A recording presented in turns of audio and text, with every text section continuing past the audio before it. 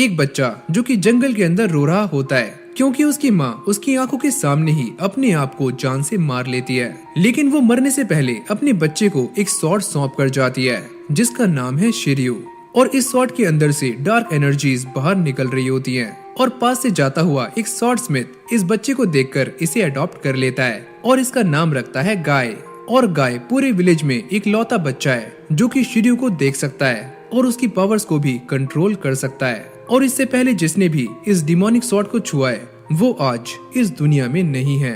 और फिर हम एक माइन में दो बंदों को देखते हैं जो कि एक लेजेंडरी डीमन स्वॉर्ड को ढूंढने के लिए यहाँ पर आए हुए होते हैं। पर कुछ और लोग भी हैं जो कि इनका पीछा कर रहे हैं। मैं उस स्वॉर्ड के काफी करीब हूँ। जिसके बाद हमें एक फ्लैशबैक दिखाया जाता है जहाँ पर दो एम्पायर्स आपस में लड़ रहे थे और इन्हीं में से एक की हालत काफी खराब होती है। तो वो गॉड से प्रे करते हैं पर गॉड की तरफ से कोई हेल्प ना मिलने के बाद वो सारी होप्स खो देते हैं और डीमन के सामने प्रे करना शुरू कर देते हैं। और काफी ज्यादा सैक्रिफाइसेस करने के बाद एक दिन डीमन उनके सामने आ जाता है और वो उनकी हेल्प करता है। लेकिन आखिर में वो इन सभी को भी मार देता है जो कि उसकी पूजा कर रहे थे क्योंकि डीमन किसी का भी सगा नहीं होता। और वो इन सभी को मारने के लिए जिस स्वॉर्ड का इस्तेमाल कर रहा था ये वही लेजेंडरी डीमन स्वॉर्ड है जिसके अंदर काफी ज्यादा डार्क पावर्स हैं जिसे कंट्रोल करना बिल्कुल भी आसान नहीं है। और आज तक यही बात चलती हुई आ रही है कि उस डीमन लॉर्ड की तलवार अब भी कहीं न कहीं मौजूद है। और तभी अचानक उनका एक साथी कहता है कि मालिक मुझे कुछ मिला है। और जैसे ये सारे वहाँ जाकर देखते हैं तो यहाँ पर सच में वही डिमोनिक स्वॉर्ड होती है और जो भी स्वॉर्ड को छूता है उस डीमन की आत्मा उसकी बॉडी में आ जाती है। और ये स्वॉर्ड काफी ज्यादा चमक रही होती है जिसको देखकर ये बंदा अजीब सी हरकतें करना शुरू कर देता है। जिसके बाद हम ये देखते हैं कि इस माइन के चारों तरफ काफी सारे पुलिस वाले आ जाते हैं और साथ में वही दो बंदे भी। और इन सभी को ये पता चल जाता है कि बाहर से उनके ऊपर अटैक्स होने शुरू हो गए हैं। जिसके बाद ये बंदा उस स्वॉर्ड को उठा लेता है और ये कहता है तो चलो इसे खत्म करते हैं। और यहाँ पर वो दोनों बंदे भी पुलिस फोर्स के साथ अंदर आ जाते हैं और ये बंदा अपना आपा खो देता है। और जैसे ये उनके ऊपर अटैक करने के लिए आगे जाता है तो ये सारे उसको पकड़ लेते हैं और ये बंदा यहीं पर मारा जाता है। और यहीं से हमारा सीन चेंज होता है और यहाँ पर हम एक और बंदे को देखते हैं जिसके पास भी एक अजीब सी स्वॉर्ड होती है। तुम सारे यहाँ से चले जाओ। लेकिन ये सारे इसकी बातें नहीं मानते और उल्टा इसके ऊपर फायरिंग करना शुरू कर देते हैं। और इस बंदे को काफी ज्यादा गुस्सा आ जाता है और ये इसी स्वॉर्ड की हेल्प लेता है जिससे यहाँ पर एक काफी खतरनाक ब्लास्ट होता है। और फिर हमें दोबारा से उसी डिमोनिक स्वॉर्ड को दिखाया जाता है और ये बंदा उसके सामने बैठा हुआ होता है। ये स्वॉर्ड काफी अच्छी है, मुझे ऐसा लगता है कि ये स्वॉर्ड मुझसे ही बिलोंग करती है। और ये बोलते ही वो स्वॉर्ड को बाहर निकाल लेता है जिसके बाद इसकी आंखें गायब हो जाती हैं और ये अपने बंदों को ही मारना शुरू कर देता है। जिसके बाद हम एक लेडी को देखते हैं जो कि प्रेग्नेंट होती है और वो अपने होने वाले बच्चे के लिए बुक्स पढ़ रही होती है। और यहाँ पर उसका हस्बैंड आ जाता है। क्या बात है, ये लड़का होगा या फिर लड़की? वो छोड़ो, ये जो कोई भी होगा हम दोनों इसका काफी ख्याल रखेंगे। और ये अपने होने वाले बच्चे के लिए गिफ्ट्स लेकर आया होता है। और अगले सीन में हम कुछ बंदों को देखते हैं जो कि एक स्वॉर्ड को देख रहे होते हैं। ये स्वॉर्ड काफी प्यासी है तो चलो हम तुम्हें अपना खून देंगे। और ये सारे लोग इस स्वॉर्ड की पूजा करने लगते हैं, यानी कि ये स्वॉर्ड भी काफी शापित है। और एक एक करके ये सारे लोग इस स्वॉर्ड को अपना खून दे रहे होते हैं। और जब लास्ट में एक बंदा इस स्वॉर्ड को अपना खून दे रहा होता है तो वो अचानक से इस स्वॉर्ड को छू लेता है और ये बंदा भी पोजेस हो जाता है। मुझे और खून चाहिए, मुझे खून ला कर दो। और यहाँ पर खड़े सारे बंदों को मारने के बाद भी उसकी प्यास नहीं बुझती। और तभी अचानक इसकी स्वॉर्ड से एक डार्क ऑरा निकलना शुरू हो जाता है और ये इस जगह से बाहर आ जाता है। जिसके बाद हम दोबारा से उसी कपल को देखते हैं और ये दोनों बाहर टहल रहे होते हैं और अपने बच्चे का नामकरण करने के बारे में सोच रहे होते हैं। लेकिन तभी अचानक हम ये देखते हैं कि इस लेडी का हस्बैंड अचानक से ही मारा जाता है और ये करने वाला वही बंदा है जो कि इनके पीछे खड़ा होता है। जिसे देखकर ये लेडी रोना शुरू कर देती है, मुझे और खून चाहिए। जिसके बाद ये एक और लेडी को मार देता है और जैसे ये नॉर्मल होता है तो पीछे से वही लेडी आकर इसको स्टैप कर देती है और वो इसे मारने के लिए इसी की स्वॉर्ड का इस्तेमाल करती है और इस स्वॉर्ड का नाम है शिर्यू। और वो भी सेम बात बोल रही होती है, मुझे भी और खून चाहिए। और फिर हम एक लेडी को देखते हैं जिसके हाथ में बच्चा होता है और ये उसे भी मारने की कोशिश करती है पर रुक जाती है कि मैं ऐसा नहीं कर सकती। और वो बार बार हेल्प की गुहारें कर रही होती है और तभी अचानक ये डीमन उसके सामने आ जाता है, मुझे और ज्यादा खून चाहिए। जिसके बाद हमें उस पहले वाले बंदे को दिखाया जाता है जो कि सामने खड़े हुए टैंक्स को तबाह कर रहा होता है। और यहाँ पर एक जोरदार ब्लास्ट होता है, जिसके बाद हम इन दोनों बंदों को आमने सामने देखते हैं। आखिरकार ये स्वॉर्ड तुम्हारे पास क्या कर रही है? चलो एक काम करते हैं, लड़कर डिसाइड करते हैं कि हम दोनों में से स्ट्रॉन्ग कौन है। वैसे मैं हूँ फ्लेमबर्ग और मैं हूँ ज़ोल्टिगन, और ये दोनों फटाक से अपने आप को ट्रांसफॉर्म कर लेते हैं और इन दोनों के बीच में एक खतरनाक फाइट होनी शुरू हो जाती है और वो दूसरे वाले बंदे को काफी बुरे तरीके से मारता है और उसे हरा देता है। तुम काफी कमजोर हो, और ये बोलते ही ज़ोल्टिगन यहाँ से चला जाता है। और अगले सीन में हम एक बंदे को देखते हैं जो एक जंगल के अंदर जा रहा होता है, लेकिन तभी अचानक वो ये नोटिस करता है कि सामने पेड़ पर एक लड़की लटकी हुई है और पास ही में से उसे एक बच्चे के रोने की आवाज आती है।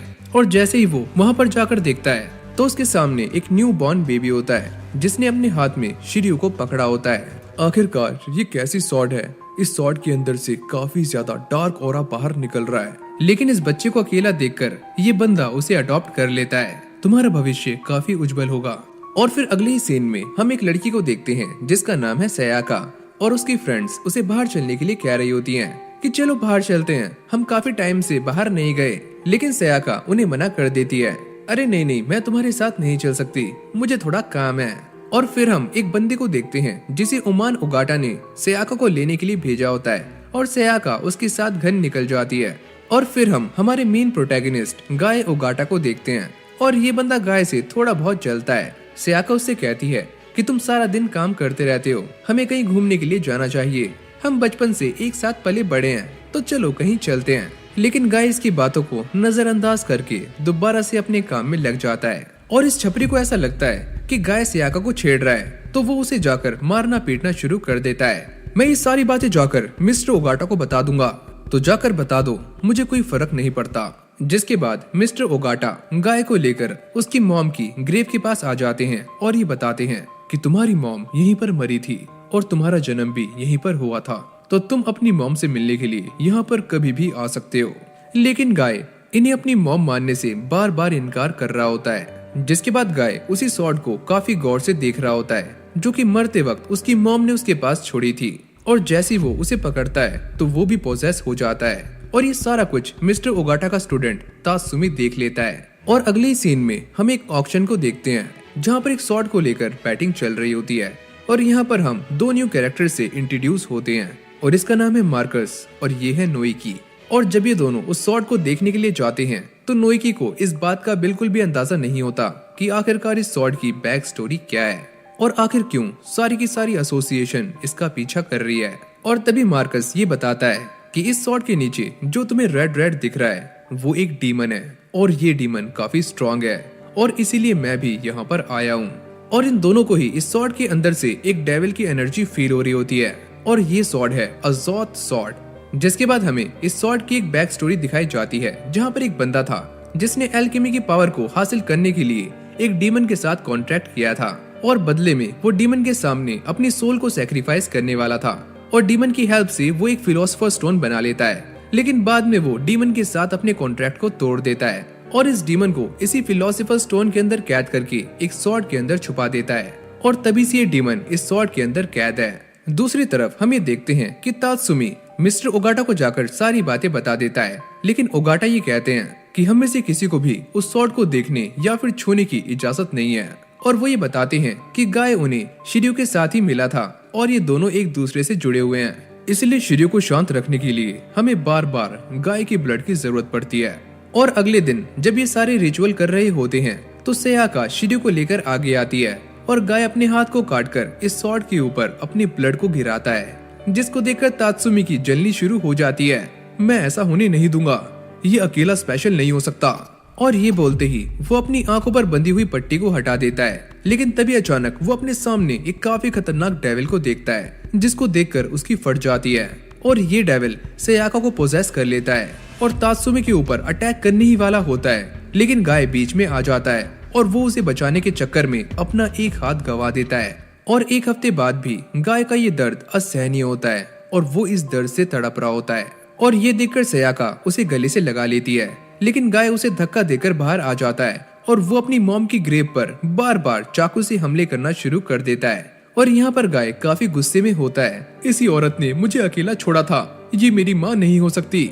और दूसरी तरफ हम मिस्टर ओगाटा को देखते हैं जो कि शिर्यू को आग के अंदर डाल रहे होते हैं और ये कहते हैं कि उसने बचपन में तुम्हारा हाथ थामा था और अब तुम्हें उसका एक हाथ बनकर उसकी रक्षा करनी है। जिसके बाद हम दोबारा से उसी ऑक्शन का सीन देखते हैं जहाँ पर एग्जॉस्ट स्वॉर्ड की नीलामी चल रही होती है और लोग इसके ऊपर भर भर के पैसे लगा रहे होते हैं।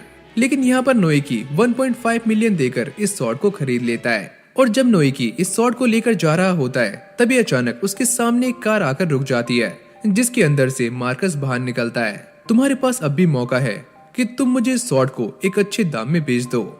लेकिन नोएकी ऐसा करने से मना करता है जिसके बाद वहाँ पर काफी सारे बंदे आ जाते हैं जो कि नोएकी पर अटैक करना शुरू कर देते हैं। लेकिन वो इन सभी को हराकर यहाँ से जाने ही वाला होता है। लेकिन तभी अचानक यहाँ पर वही बंदा आ जाता है जिसके पास ज़ोल्टिगन स्वॉर्ड थी और नोएकी भी उससे लड़ने के लिए तैयार हो जाता है। और दूसरी तरफ जब गाय की आंख खुलती है वो ये नोटिस करता है कि उसकी बॉडी पर एक अजीब सा हाथ है और ये हाथ शिर्यू से बना हुआ है। और फिर हम दोबारा से नोएकी को देखते हैं जिसके ऊपर ज़ोल्टिगन स्वॉर्ड वाला बंदा काफी ज्यादा भारी पड़ने लगता है और नोएकी इस बात को समझ जाता है कि वो अकेले इसका सामना नहीं कर सकता। जिसके बाद वो अपनी स्वॉर्ड का इस्तेमाल करके उसके ऊपर बिजली गिरा देता है और मौके का फायदा उठाकर यहाँ से गायब हो जाता है। और जब वो अपनी कार के अंदर जा रहा होता है वो ये नोटिस करता है कि एग्जॉस्ट स्वॉर्ड उसकी कार से गायब है। जिसके बाद हमारा सीन चेंज होता है और गाय मिस्टर ओगाटा के पास आकर ये पूछता है कि आखिरकार आपने शिर्यू को मेरे ऊपर बर्बाद क्यों किया, उसे मेरा हाथ क्यों बनाया।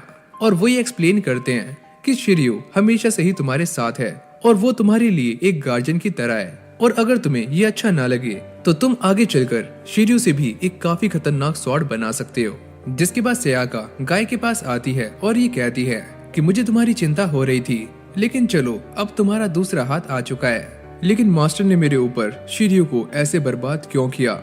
और यहाँ पर तात्सुमी मिस्टर ओगाटा से अब भी शिर्यू के बारे में ही बात कर रहा होता है और वो ये बताते हैं कि शिर्यू एक टूल है और उसकी कीमत एक इंसान की जान से ज्यादा नहीं हो सकती। लेकिन मास्टर आप तो जानती हो ना कि शिर्यू अब भी जिंदा है। हाँ मैं ये बात जानता हूँ लेकिन गाय और शिर्यू एक दूसरे के साथ जुड़े हुए हैं और मैं 40 सालों से एक ब्लैक स्मिथ की तरह काम कर रहा हूँ लेकिन आज तक मैंने कोई ऐसी स्वॉर्ड नहीं बनाई जिससे मुझे सेटिस्फेक्शन मिला हो। और इन दोनों की बातें ऐसे ही चलती रहती हैं। और फिर हम मार्कस को देखते हैं जो कि आराम से सो रहा होता है और उसके पास में ही एग्जॉस्ट स्वॉर्ड पड़ी होती है। और तभी अचानक हम ये देखते हैं कि इस स्वॉर्ड के अंदर से एक डेविल बाहर निकलता है और वो मार्कस के ऊपर कब्जा करने ही वाला होता है। लेकिन मार्कस की आंख खुल जाती है और वो ये नोटिस करता है कि उसके आसपास कोई भी नहीं है। जिसके बाद वो एग्जॉस्ट को उठा लेता है। इस दुनिया में ऐसी भी पावर्स हैं जो कि इंसानों की सोच से परे हैं और मुझे अपना बदला लेने के लिए इस ताकत की जरूरत पड़ने वाली है। और तभी इसकी बहन यहाँ पर इसे खाने के लिए बुलाने आ जाती है। जिसके बाद ये सारे बैठकर आराम से खाना खा रहे होते हैं। लेकिन अचानक से ही मार्कस गुस्सा करने लगता है, तुम सारे यहाँ से चले जाओ और मैं तुम्हारे पैसे तुम्हारे अकाउंट में भिजवा दूंगा। जिसके बाद हमें ये पता चलता है कि मार्कस की पूरी फैमिली फेक होती है। और इन सभी के जाते ही मार्कस की आंखों में आंसू आ जाते हैं और वो एग्जॉस्ट को एक सर्कल के अंदर रखकर एक रिचुअल परफॉर्म करना शुरू कर देता है। लेकिन वो ये रिचुअल सही तरीके से परफॉर्म नहीं कर पाता और रोने लगता है और एग्जॉस्ट से पावर्स की भीख मांगता है। और फिर अगले ही सीन में हम नोएकी के साथ एक लड़की को देखते हैं और ये दोनों ही मार्कस के बारे में बात कर रहे होते हैं। और ये लड़की बताती है कि कुछ सालों पहले मार्कस ने एक कार एक्सीडेंट में अपनी पूरी फैमिली को खो दिया था और इसी इंसिडेंट के बाद से मार्कस की नीचे की बॉडी पूरी तरह से पैरालाइज्ड है। और फिर अगले ही सीन में मार्कस से मिलने के लिए एक लड़की आती है। तो तुम सच में शादी कर रही हो, कॉन्ग्रेचुलेशंस, क्या तुम इससे खुश हो? अरे क्यों नहीं, मेरी एक्स गर्लफ्रेंड और मेरा दोस्त आपस में शादी कर रहे हैं तो मुझे इसकी काफी खुशी है। और जब ये लड़की यहाँ से चली जाती है तो मार्कस कहता है कि तुम सारे धोखेबाज हो और मैं तुम सभी को एक दिन सबक जरूर सिखाऊंगा। और तभी अचानक हम ये देखते हैं कि एग्जॉस्ट स्वॉर्ड के अंदर से एक डेविल बाहर निकल जाता है। मुझे तुम्हारे अंदर गुस्से और बदले की आग नजर आ रही है, तो चलो मैं तुम्हारी इच्छा पूरी करता हूँ। और ये बोलकर वो उसकी तरफ बढ़ने लगता है और यहीं से हमारा सीन चेंज हो जाता है। जिसके बाद हम सयाका को देखते हैं जो कि एक फॉरेस्ट के अंदर होती है और यहाँ पर तात्सुमी उसे लेने के लिए आया होता है। और जब ये दोनों घर की तरफ जा रहे होते हैं तो तात्सुमी कहता है कि आप एक काफी अच्छी लड़की हो और आगे चलकर आप एक अच्छी वाइफ बनने वाली हो और मैंने भी गांव जाकर उस लड़की से शादी करने से मना कर दिया है। और ये बोलते ही वो सयाका को पकड़ लेता है और ये कहता है कि मैं तुमसे प्यार करता हूँ और मैं अब रुक नहीं सकता। लेकिन वो उसे धक्का दे देती है। तुम मुझे छोड़ दो वरना मैं अपने डैड को बता दूंगी। मास्टर ने मुझे धोखा दिया है। मैं उनके लिए अपनी जान तक कुर्बान करने के चक्कर में था, लेकिन वो मुझसे ज्यादा गाय को पसंद करते हैं। और जैसे ये उसके साथ जबरदस्ती करने की कोशिश करता है, तभी गाय यहाँ पर आ जाता है और वो गाय को देखकर उसके ऊपर अटैक करने के लिए आगे जाता है, पर गाय एक ही हाथ से उसे रोक लेता है। और अब इसके ऊपर भी सभी को मारने का भूत सवार हो जाता है और इसकी आंखें भी लाल हो जाती हैं। और जैसे ये तात्सुमी को मारने वाला होता है, लेकिन तभी सेयाका चिल्लाकर इसको रोक लेती है। और घर आने के बाद भी गाय के हाथ में से बार बार यही आवाजें आ रही होती हैं कि उसे मार दो। और वो अपने आप को इधर उधर पटकना शुरू कर देता है, लेकिन जैसे ही सेयाका उसे पीछे से आकर पकड़ती है तो ये आवाजें आनी बंद हो जाती हैं।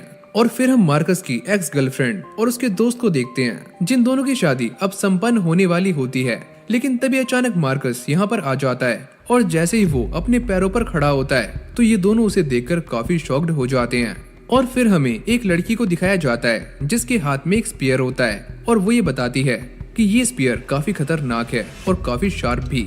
और फिर हमारा सीन दोबारा से मार्कस पर जाता है और वो ये कहता है कि अब मैं चल सकता हूँ और दौड़ भी। और ये बोलते ही वो उन दोनों को मारने के लिए आगे जाता है और अपने अंदर से एग्जॉस्ट स्वॉर्ड को भी बाहर निकाल लेता है। और जैसे ही वो उन दोनों पर अटैक करने वाला होता है, तभी यहाँ पर नोएकी आ जाता है और उसको रोक लेता है और वो इन सभी को यहाँ से जाने के लिए कहता है। और तभी हम ये नोटिस करते हैं कि मार्कस की स्वॉर्ड के अंदर से एक डार्क ऑरा निकलना शुरू हो जाता है और वो अचानक से यहाँ से गायब होकर अपनी एक्स गर्लफ्रेंड के पास पहुँच जाता है। और जैसे ही ये उसे मारने वाला होता है तो उसे अपनी एक्स गर्लफ्रेंड की पुरानी यादें याद आनी शुरू हो जाती हैं और फिर वो होश में आकर रोना शुरू कर देता है। नोएकी उसे कहता है कि अब भी कुछ नहीं बिगड़ा है, तुम हमारे साथ चलो उस जगह पर जहाँ पर तुम्हारी जरूरत है। और जब ये दोनों कार में जा रहे होते हैं तो नोएकी उसे समझाता है कि ये वेपन टाइम के साथ जिंदा हो जाता है और इंसान के इमोशंस इसे जिंदा बनाते हैं। और एक बार अगर तुमने किसी को मार दिया तो ये वेपन तुम्हारे ऊपर हावी हो जाता है और तुम्हें बस सबको मारने का ही भूत सवार हो जाता है। और अगली पल हम ये देखते हैं कि तात्सुमी ने इस लेजेंडरी स्पीयर को पकड़ा हुआ होता है और उसकी आंखों में बस गुस्सा भरा होता है और वो जाते ही गाय के ऊपर अटैक कर देता है, जिसकी आवाज सुनकर सेयाका यहाँ पर आ जाती है। और जैसे ही तात्सुमी उसको देखता है तो सेयाका बेहोश होने लगती है और फिर वो बार बार गाय के ऊपर अटैक्स करना शुरू कर देता है और वो भी धीरे धीरे अनकॉन्शियस होना शुरू हो जाता है। लेकिन तभी अचानक शिर्यू के अंदर से सामने वाले को मारने की भूख दोबारा से जिंदा हो जाती है और उसका हाथ एक स्वॉर्ड के अंदर ट्रांसफॉर्म हो जाता है। मैं तुम्हें जान से मार दूंगा।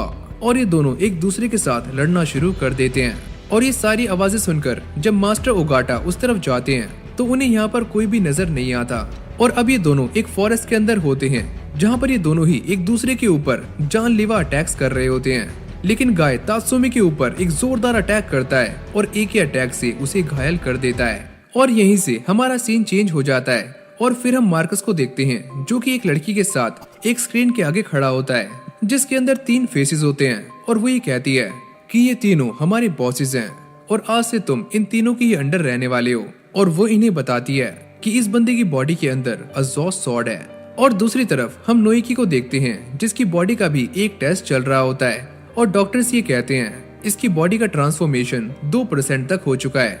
और यहाँ पर ये तीनों फेसेस मार्कस को इस बात की दिलासा दे रहे होते हैं कि वो मार्कस के ऊपर एक रिसर्च करने वाले हैं और वो आगे चलकर मार्कस को दोबारा से एक नॉर्मल इंसान बना सकते हैं। और वो ये पूछते हैं कि जब तुमने एग्जॉस्ट स्वॉर्ड को अपने हाथों में पकड़ा हुआ था तो तुम्हें कैसा फील हो रहा था।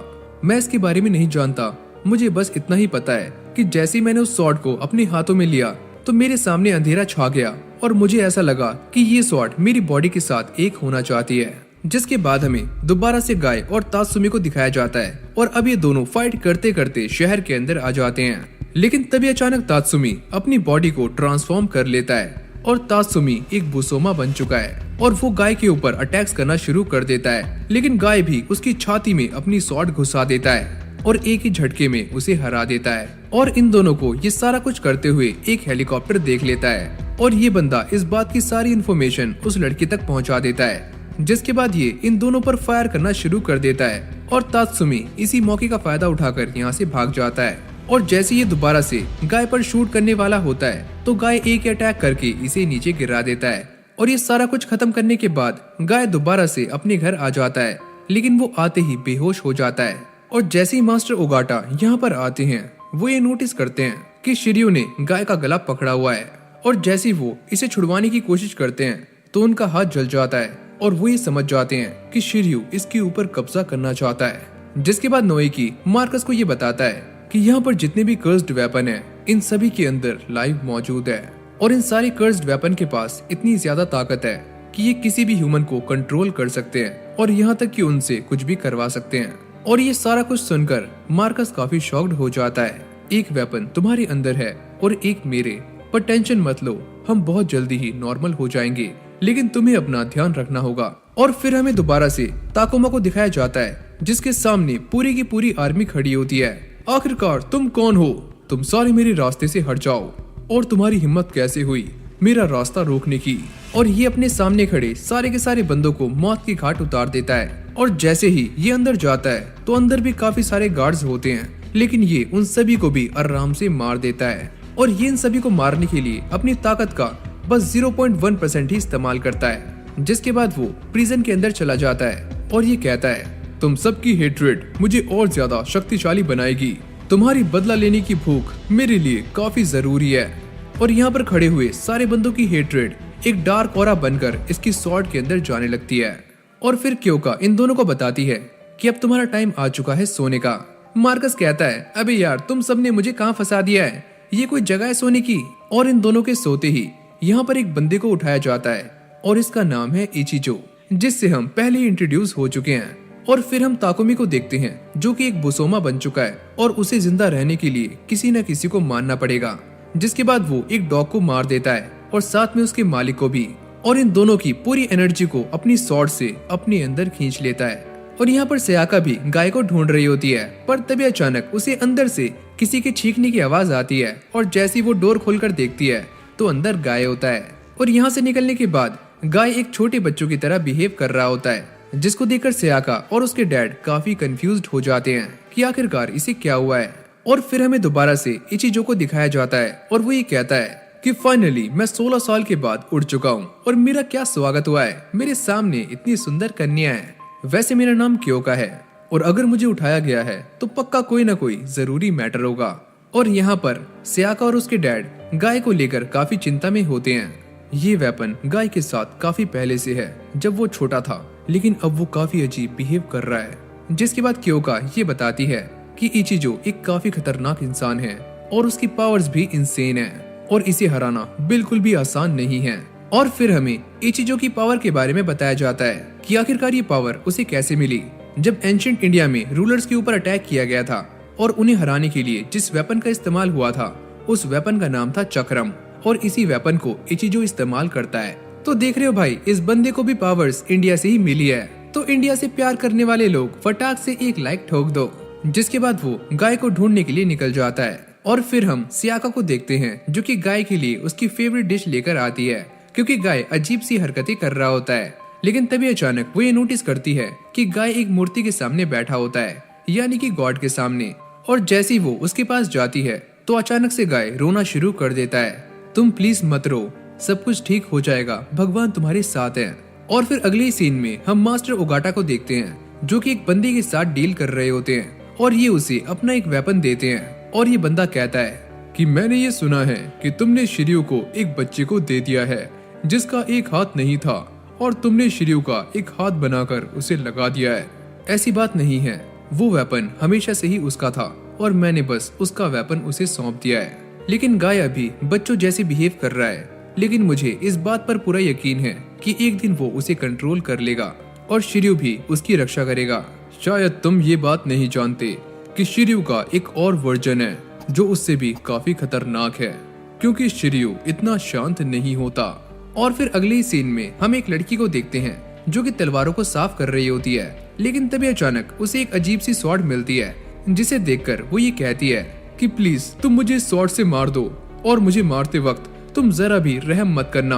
और यहाँ पर इचिजो अब भी गाय को ढूंढने के लिए जा रहा होता है। न जाने मुझे कितना टाइम हो गया, मैं लगभग 16 सालों से सो रहा था और ये गाय पता नहीं मुझे कहाँ मिलेगा। और फिर हमें सयाका और गाय को दिखाया जाता है और ये दोनों ही एक फेस्टिवल के अंदर आए होते हैं जहाँ पर ये बचपन से ही आ रहे हैं। और यहाँ पर गाय बच्चों की तरह बिहेव करने लगता है, लेकिन सयाका उसे संभाल लेती है और फिर हमें दोबारा से उसी लड़की को दिखाया जाता है जो कि ये स्वॉर्ड उठा लेती है और ये स्वॉर्ड उसे पोजेस कर देती है। तुम यहाँ से बाहर चले जाओ वरना तुम मारे जाओगे। और फिर हम ताकुमा को देखते हैं जो कि पियानो बजा रहा होता है और यहाँ पर एक बंदा आकर कहता है कि बजा लो पियानो जितना बजाना है, आज तुम्हारा आखिरी दिन है और तुम मरने वाले हो। और ये वही बंदा है जिसने ज़ोल्डग्विन के साथ पहले लड़ाई की थी, यानी कि फ्लेमबर्ग। जिसके बाद ये दोनों बुसोमा में ट्रांसफॉर्म हो जाते हैं और लड़ना शुरू कर देते हैं। और इस बार ये दोनों ही एक दूसरे पर काफी भारी पड़ रहे होते हैं, लेकिन कोई है जो कि दूर से इन दोनों के ऊपर नजर रख रहा होता है। आखिरकार इंसान इतनी आगे तक आ ही गए, लेकिन ह्यूमैनिटी का एंड काफी नजदीक है और बुसोमा एज आने वाली है। और यहाँ पर सयाका गाय को लेकर एक टेम्पल के अंदर आती है और वो गॉड के सामने प्रे करती है कि गॉड जल्दी से गाय को सही कर दे और गाय की रक्षा करें। लेकिन तभी अचानक यहाँ पर एक बुसोमा यानी कि तात्सुमी आ जाता है और वो ये कहता है कि सयाका तुम बस मेरी हो और ये इंसान यहाँ पर क्या कर रहा है। जिसके बाद तात्सुमी गाय के ऊपर एक जोरदार अटैक करता है, लेकिन गाय का हाथ उसे बचा लेता है। लेकिन इसके बावजूद भी वो काफी दूर जाकर गिरता है और ये देखकर सयाका काफी हैरान हो जाती है और तात्सुमी उसे पकड़ लेता है कि मैं तुम्हें अपने साथ रखूंगा, चलो मेरे साथ। पर तभी अचानक यहाँ पर इचिजो की एंट्री होती है और वो आते ही अपने चक्रम का इस्तेमाल करता है और तात्सुमी का एक हाथ उड़ा देता है। आखिर कौन है जिसने मुझे इंटरप्ट किया? सुनो मिस, इससे पीछे हो जाओ क्योंकि ये पूरी तरह से बुसोमा बन चुका है और इसे अब मैं देख लूंगा। और फिर हमें दोबारा से उसी लेडी को दिखाया जाता है जिसने स्वॉर्ड के सारे रिचुअल्स को कर दिया होता है। और तभी यहाँ पर एक अननोन बंदा आता है, मेरी स्वॉर्ड कहाँ पर है और क्या तुमने वो सारे काम कर दिए? और जिस लड़की ने ये रिचुअल्स किए होते हैं उसकी हालत काफी खराब होती है और ये बंदा अपनी स्वॉर्ड लेकर यहाँ से चला जाता है। और यहाँ पर तात्सुमी और इचिजो अब भी लड़ रहे होते हैं। तुम मेरे बीच में दखल क्यों दे रहे हो? क्योंकि तुम एक बुसोमा बन चुके हो और तुम्हारी मौत निश्चित है। जिसके बाद इचिजो अपनी पावर्स का इस्तेमाल करके अपनी चक्रम को बाहर निकालता है और उसके माथे पर बना हुआ निशान ग्लो करना शुरू कर देता है। जिसके बाद वो अपने चक्रम से तात्सुमी के ऊपर अटैक करता है और ये चक्रम उसकी बॉडी के अंदर घुस जाता है और धीरे धीरे करके तात्सुमी की बॉडी जलनी शुरू हो जाती है। ये तुम मेरे साथ क्या कर रहे हो? मैं इतनी जल्दी मरना नहीं चाहता, लेकिन अब तुम काफी लेट हो चुके हो और तुम्हें मारने के लिए मुझे ये मिशन मिला था। मुझे यकीन नहीं हो रहा है, ये काफी आसान था। जाओ बच्चों, अब तुम आराम से खेलो। और जैसे ही वो यहाँ से जाने लगता है तभी उसे गाय के अंदर एक डार्क ऑरा महसूस होता है और वो ये समझ जाता है कि जिस बंदे को मारने के लिए उसे इस मिशन पर असाइन किया गया है वो इसके सामने है। अच्छा, तो तुम हो वो जिसे मारने के लिए मुझे यहाँ पर भेजा गया है। जिसके बाद वो गाय के ऊपर अटैक कर देता है। तुम काफी कमजोर हो, लेकिन तुम्हारे अंदर जो पावर्स हैं वो काफी खतरनाक हैं। जिसके बाद यहाँ पर वही बूढ़ा आदमी आ जाता है। ये तुम क्या कर रहे हो? सेया इचिजो, तुम इसे नीचे छोड़ दो। आखिरकार तुम मेरा नाम कैसे जानते हो? वो मैंने तुम्हारे साथ यानी कि तुम्हारी एसोसिएशन के साथ काम किया हुआ है। मुझे यहाँ पर गाय को लाने के लिए भेजा गया है और मैं उसे लेकर जाऊंगा। और तभी पीछे से एक आवाज आती है कि एक बुसोमा दूसरे बुसोमा को नहीं मार सकता, ये काम बस एक इंसान ही कर सकता है। और ये सारे उसे देखकर काफी शॉक्ड हो रहे होते हैं कि आखिरकार ये कौन है? तुम्हारी हिम्मत कैसे हुई एक बुसोमा बच्चे को छूने की? मैं तुम्हें जान से मार दूंगा और साथ में उसे भी। शायद तुम्हें मेरी पावर्स का अंदाजा नहीं है। और सयाका इस फाइट को रुकाने के लिए बूढ़े अंकल से बोल रही होती है, प्लीज इस फाइट को रुकवा दो। अरे यार चलने दो, देखते हैं इन दोनों में से कौन जीतता है, काफी मजा आएगा। और देखते ही देखते इन दोनों के बीच में एक काफी खतरनाक फाइट स्टार्ट हो जाती है। और यहाँ पर ये बंदा इचिजो के ऊपर अपनी पूरी ताकत से अटैक कर रहा होता है, लेकिन इचिजो अपनी पावर्स का इस्तेमाल नहीं करता। लेकिन जब ये सामने वाला बंदा अपनी पावर्स को फ्लैक्स कर रहा होता है तभी इचिजो भी अपनी पावर्स को एक्टिवेट कर लेता है। अब तुम्हारी बारी है मरने की। लेकिन तभी ये बंदा गाय की तरफ जाना शुरू कर देता है क्योंकि गाय के अंदर का जो डार्क ऑरा होता है वो उसे अपनी तरफ अट्रैक्ट कर रहा होता है। चल बे मुन्नी साइड हो। हाँ भाई छोटू, तेरी हिम्मत कैसे हुई मुझे चैलेंज करने की? लेकिन तभी हम ये देखते हैं कि गाय का बुसोमा अचानक से यहाँ पर आ जाता है और वो एक ही झटके से इस बंदे का काम तमाम कर देता है। लेकिन गाय इस बात से अनजान होता है कि आखिरकार ये क्या हो रहा है। और ये बुसोमा गाय की शैडो में रहकर उसे प्रोटेक्ट कर रहा होता है। और जैसे ही गाय की नजर अपने बुसोमा पर जाती है तो वो उसे देखकर अजीब सी हरकतें करना शुरू कर देता है और अपना आपा खोने लगता है। जिसके बाद उसका हाथ एक स्वॉर्ड के अंदर कन्वर्ट हो जाता है और वो इस बुसोमा को बीच में से चीर देता है। ये अभी मरा नहीं है, ये तुम्हारी शैडो के अंदर छुप रहा है। लेकिन जैसे ही गाय उसे आधा काटता है तो ये बुसोमा दोबारा से अपने आप को रीजनरेट कर लेता है और यहाँ से भाग जाता है। ये मामला तो हाथ से बाहर जा रहा है और मुझे जल्दी ही कुछ करना होगा। और ये बोलते ही इचिजो गाय के ऊपर अटैक कर देता है और गाय इसके अटैक को झेल नहीं पाता और वो बेहोश हो जाता है। और जब गाय को होश आता है तो उसकी थोड़ी बहुत मेमोरी वापस आ जाती है। फाइनली तुम जाग गए और अब तुम्हारी मौत आने वाली है। और जैसे ही इचिजो उसके ऊपर अटैक करने ही वाला होता है, लेकिन तभी अचानक ये ठरकी बुढ़ा यहाँ पर आ जाता है और इचिजो के कान को लिक करना शुरू कर देता है। आहा, मजा आ गया। और मौके का फायदा उठाकर सियाका और गाय यहाँ से निकल जाते हैं। तुम मुझे काफी हैंडसम लगे। अबे ओए बुड्ढे, अपनी और मेरी उम्र का लिहाज कर। जमीन आसमान का अंतर है हम में, ढली हुई जवानी के इमरान हाशमी। और फिर हमें गाय और सियाका को दिखाया जाता है जो कि एक केव के अंदर आ जाते हैं। और सियाका बताती है कि जब हम छोटे थे तो खेलने के लिए यहाँ पर आया करते थे। और धीरे धीरे गाय को भी सारी बातें याद आनी शुरू हो जाती है। हाँ, मुझे सब कुछ याद आ रहा है, लेकिन तुम मुझे यहाँ पर अकेला छोड़ दो। मैं हमेशा ही डार्कनेस से भागता हुआ आया हूँ और वो मेरी बॉडी के पीछे है। ऐसा लगता है कि वो मेरी बॉडी को स्वेलो करना चाहती है और इसीलिए मैं इस पावर को कंट्रोल करना चाहता हूँ, जिससे मैं पूरी दुनिया को खत्म कर दूंगा। और जब मैं एक न्यू वर्ल्ड बनाऊंगा तो वो बिल्कुल अलग होगा।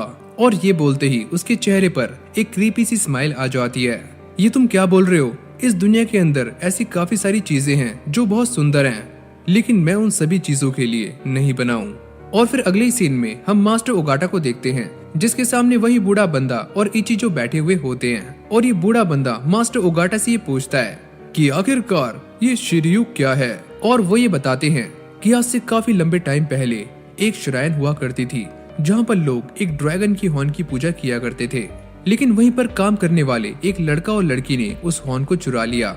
और जैसे वो दोनों इसे खोलकर देखते हैं तो उनके सामने एक ड्रैगन आता है जो कि इस लड़की के पेट में चला जाता है और अंदर जाने के बाद इस लड़की को प्रेग्नेंट कर देता है। जिसके बाद ये लड़की एक बच्चे को जन्म देती है जिसकी बॉडी पर काफी सारे स्केल्स होते हैं और ड्रैगन के हॉर्न्स भी। और ये इस बच्चे को पानी में बहा देते हैं। लेकिन ये बच्चा एक स्वॉर्ड स्मिथ को मिलता है जो इसे पाल पोस कर बड़ा करते हैं और ये उनका एक होनहार स्टूडेंट बन जाता है। लेकिन अपने मास्टर के मरने के बाद ये उनके काम को संभालता है और इसकी स्किल्स काफी कमाल की होती है, जिस वजह से चारों तरफ इसका नाम होता है। और इसके बारे में शोगुन को भी पता चल जाता है और वो इसे एक ऐसी स्वॉर्ड बनाने के लिए कहता है जिसका कोई भी तोड़ नहीं हो।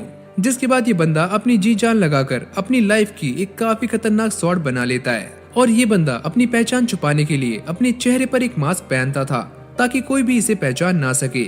और जब ये स्वॉर्ड को सबमिट करने के लिए शोगुन के पास जाता है तो शोगुन सभी के सामने इसका मास्क उतरवा लेता है और सारे लोग इसे देखकर काफी चौंक जाते हैं और इसे एक मॉन्स्टर समझते हैं। जिसके बाद इसकी पूरी की पूरी फैमिली को इसके सामने मार दिया जाता है और ये सारे लोग इसे भी मारने की कोशिश करते हैं, पर इसकी स्किन काफी ज्यादा हार्ड होती है और कोई भी स्वॉर्ड इसकी स्किन के ऊपर काम नहीं करती। जिसके बाद ये सारे लोग इस बंदे को एक समुद्र के अंदर फेंक देते हैं, लेकिन इसके बावजूद भी ये बंदा नहीं मरता। जिसके बाद ये अपना बदला लेने के लिए 2 स्वॉर्ड्स बनाता है और इन दोनों स्वॉर्ड्स को ही हम शिरयू के नाम से जानते हैं। यानी कि इस कहानी के अंदर एक नहीं बल्कि 2 शिरयू हैं। और जहाँ दुनिया की कोई भी स्वॉर्ड इस बंदे के ऊपर काम नहीं करती, वही ये बंदा शिरयू के एक अटैक से ही आराम से मर जाता है। और ये काम ये खुद ही करता है और दूसरी शिरयू से वो सामने वाले शोगुन का गला काट देता है। जिसके बाद हमारा सीन दोबारा से प्रेजेंट में आता है और ये पूरी कहानी सुनने के बाद इचिजो काफी ज्यादा इमोशनल हो जाता है कि जब उन लोगों ने उसकी फैमिली को मारा, वो मोमेंट काफी इमोशनल था। ये लो इचिजो, तुम तो मेरी सोच से भी ज्यादा सॉफ्ट निकले। और फिर ओगाटा इचिजो को देखकर ये कहते हैं, तुम्हारे अंदर से भी गाय की जैसी फीलिंग्स आ रही हैं। आखिरकार तुम कौन हो? तुम्हें मेरे बारे में जानने की जरूरत नहीं है और मैं यहाँ पर इसीलिए हूँ क्योंकि मैं गाय का वेट कर रहा हूँ। और जैसे ही गाय और सियाका यहाँ पर आते हैं तो इचिजो उन दोनों का ही वेट कर रहा होता है और वो गाय के पास जाकर ये कहता है कि मैं ये बात जानता हूँ कि तुम किसी और वर्ल्ड में जाना चाहते हो और मैं तुम्हें तुम्हारी सही पहचान बताऊंगा। और ये देखकर मास्टर ओगाटा कहते हैं कि अब तुम बड़े हो चुके हो और ये तुम्हारा डिसीजन है कि तुम इसके साथ जाना चाहते हो या फिर नहीं। वैसे ये आदमी भी तुम्हारी ही तरह है और तुम्हारी तरह ही एक रास्ते पर चल रहा है, तो तुम इसके साथ भी जा सकते हो। और ये सारी बातें सुनने के बाद सियाका काफी ज्यादा शॉक्ड हो जाती है और वो इसे जाने से रोकती है। सुनो बच्ची, गाय को जाने दो। ये आदमी बुरा इंसान नहीं है और गाय एक सॉर्ड की तरह है जो अभी पूरी तरह से नहीं बना और मैं इसे पूरी तरह से बना हुआ देखना चाहता हूँ।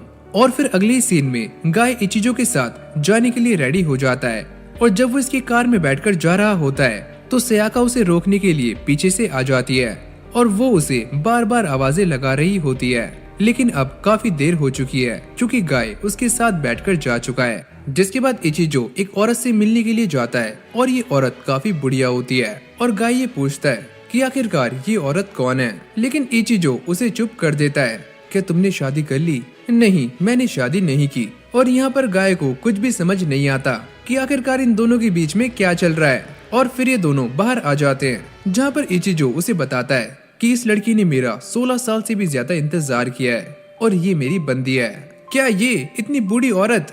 और वो ये बताता है कि जब उसकी बॉडी के अंदर चक्रम की पावर आई थी तो उसे कोल्ड स्लीप करना पड़ा था और उसने लगभग 16 सालों तक नींद ली है। और ये सारी बातें बताने के बाद इचिजो उसे यहाँ से भगा देता है और दोबारा से उसी लेडी से मिलने के लिए चला जाता है। और अब ये दोनों एक दूसरे के सामने खड़े होते हैं और बिल्कुल अकेले होते हैं। और जब गाय बाहर घूम रहा होता है तो उसे एक कंपटीशन के बारे में पता चलता है और वो इसे देखने के लिए अंदर चला जाता है। और अंदर जाने के बाद वो ये नोटिस करता है कि यहाँ पर आखिरी फाइट चल रही होती है और यहाँ पर ये सारे आर्केड गेम खेल रहे होते हैं और सारे लोग उन्हें पीछे से चीयर करते हैं। और ये लड़की जिसका नाम मिडोरिका होता है वो इस चोमो को आराम से हरा देती है।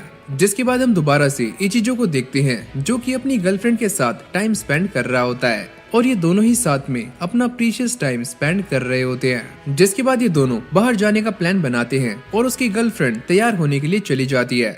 लेकिन तभी अचानक यहाँ पर हॉस्पिटल से कॉल आता है जिससे इचिजो को ये पता चलता है कि उसकी गर्लफ्रेंड की तबीयत काफी खराब है और वो किसी भी वक्त मर सकती है। और ये जानने के बाद वो काफी सैड हो जाता है। और फिर अगले ही सीन में हमें दोबारा से मिडोरिका को दिखाया जाता है जो एक वॉशरूम के अंदर होती है और यहाँ पर दोबारा से वही चोमो आ जाता है। मैं काफी खुश हूँ क्योंकि आपकी वजह से मैं अपने सारे काम सही से कर पाता हूँ। और ये बंदा उसे प्रपोज करने के बारे में सोच रहा होता है लेकिन मिडोरिका उसे काफी अच्छी तरीके से झाड़ देती है। अबे सुन बे चोमू, शक्ल देखी अपनी, एक नंबर का फुद्दू लगता है तू, चल निकल। और ये बंदा नीचे गिरकर रोना शुरू कर देता है। और फिर अगली सीन में हम दोबारा से फ्लिमबर्ग को देखते हैं और ये बंदा ताकुमा के साथ 2 बार फाइट करने के बाद भी जिंदा बच गया है और इसकी हालत काफी खराब होती है। और जब मिडोरिका अपने सारे काम खत्म करने के बाद बाहर जा रही होती है तभी अचानक ये चोमो उसके सामने आ जाता है। मैं तुम्हें बहुत पसंद करता हूँ, क्या तुम मेरी बंदी बन सकती हो? और मैं तुम्हें सराखों पर बिठाकर रखूंगा, प्लीज मुझसे शादी कर लो। और ये सुनने के बाद मिडोरिका उसे अपने पैरों से मारना शुरू कर देती है। चल बे चोमू। लेकिन तभी अचानक ये बंदा उसे मारना शुरू कर देता है और इस बार वो उसे काफी गंदे तरीके से मारता है और उसके चेहरे का नक्शा भी बिगाड़ देता है। और तभी उसके पास एक सॉर्ड आती है और वो मिडोरिका से ये कहती है कि प्लीज मुझे उठा लो। और जैसे वो इस सॉर्ड को पकड़ती है तो वो पोजेस हो जाती है और वो इस चोमो को जान से मार देती है। लेकिन इसे मारने के बाद उसे काफी अच्छा फील होता है। मुझे ब्लड काफी पसंद है। और यहाँ पर इचिजो अपनी गर्लफ्रेंड के साथ एक बीच पर आया हुआ होता है और वो इसके साथ यहाँ पर काफी ज्यादा मस्ती करता है और वो उसके पुराने फेस को भी याद करता है। और फिर हम मिडोरिका को देखते हैं जो कि पूरे शहर में डिस्ट्रक्शंस कर रही होती है। मेरे पास अब ये सॉर्ड है तो मैं पूरी दुनिया पर राज कर सकती हूँ। और वो अचानक से गाय के ऊपर भी अटैक कर देती है। लेकिन तभी गाय की बॉडी ट्रांसफॉर्म हो जाती है और उसके अंदर का शिर्यू बाहर निकल जाता है। और जैसे ये सारी बातें क्योका को पता चलती है वो इचिजो को फोन करने की कोशिश करती है। लेकिन इचिजो तो यहाँ पर आराम से गुल खिला रहा होता है, उसे बाकी दुनिया से कोई मतलब नहीं है। जिसके बाद गाय और मिडोरिका के बीच में फाइट होनी शुरू हो जाती है और यहाँ पर वो लड़की इसके ऊपर काफी ज्यादा भारी पड़ रही होती है। और ये सारा कुछ इसीलिए हो रहा होता है क्योंकि गाय ने अभी तक शिर्यू की पावर को सही तरीके से इस्तेमाल नहीं किया होता और उसकी हालत काफी खराब होनी शुरू हो जाती है और वो बार बार नीचे गिरकर दोबारा से खड़ा होता है और वो लड़ने से ज्यादा डिफेंस कर रहा होता है। आखिरकार तुम कौन हो?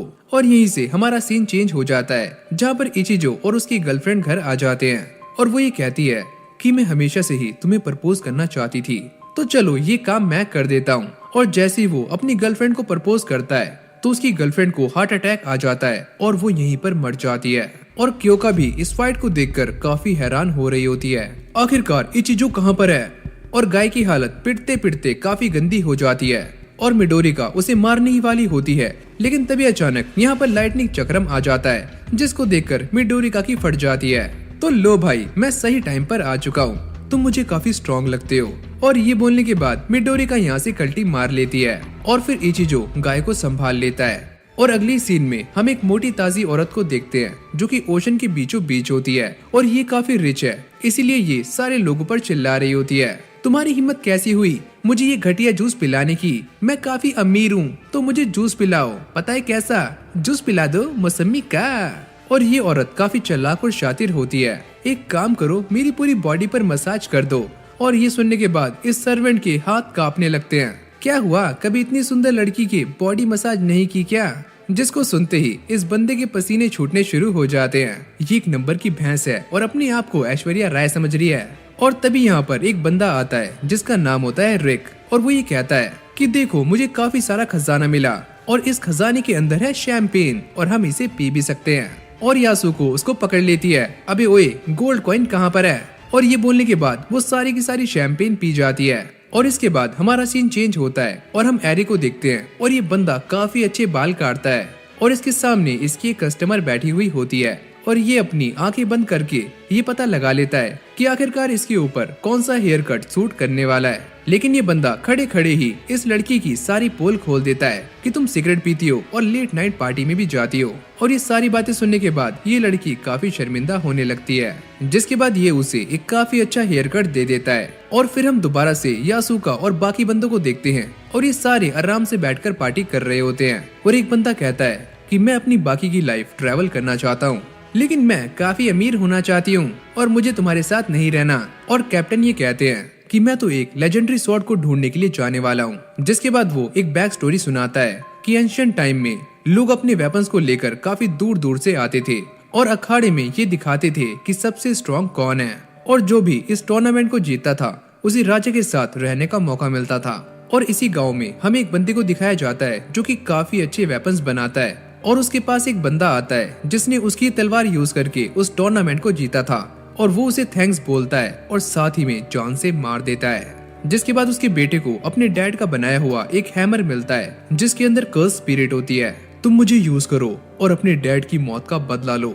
और फिर अगले ही पल ये टूर्नामेंट को ज्वाइन करता है और सारे ही बंदों को मौत की घाट उतारना शुरू कर देता है। लेकिन इसका वेपन काफी खतरनाक था तो राजा इसे पॉइजन देकर इसकी जान ले लेता है। और फिर हमारी स्टोरी दोबारा से प्रेजेंट में आती है और कैप्टन कहता है वो वेपन काफी कमाल का है और मैं उस वेपन को एक बार देखना चाहता हूँ।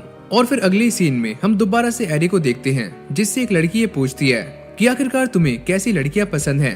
अरे यार तुम कैसी बातें कर रही हो, मुझे सुंदर लड़की पसंद है और जिस दिन मुझे वो लड़की मिलेगी मैं उसे जान से मार दूंगा। अरे नहीं, मैं मजाक कर रहा हूँ। और फिर ये बंदा कार में जाते हुए कहता है कि मैंने उस लड़की से झूठ नहीं सच कहा था। और फिर हमें एरी की एक बैक स्टोरी दिखाई जाती है जहाँ पर इसकी बहन इसकी गोद में होती है और वो बस मरने ही वाली होती है। लेकिन तभी अचानक एरी ये नोटिस करता है कि उसके सामने काफी सुंदर लड़की खड़ी हुई है जिसके बाल भी काफी लंबे हैं। और तभी अचानक इसकी बहन मर जाती है और इसकी आंखें नम हो जाती हैं। मैं इसका बदला जरूर लूंगा।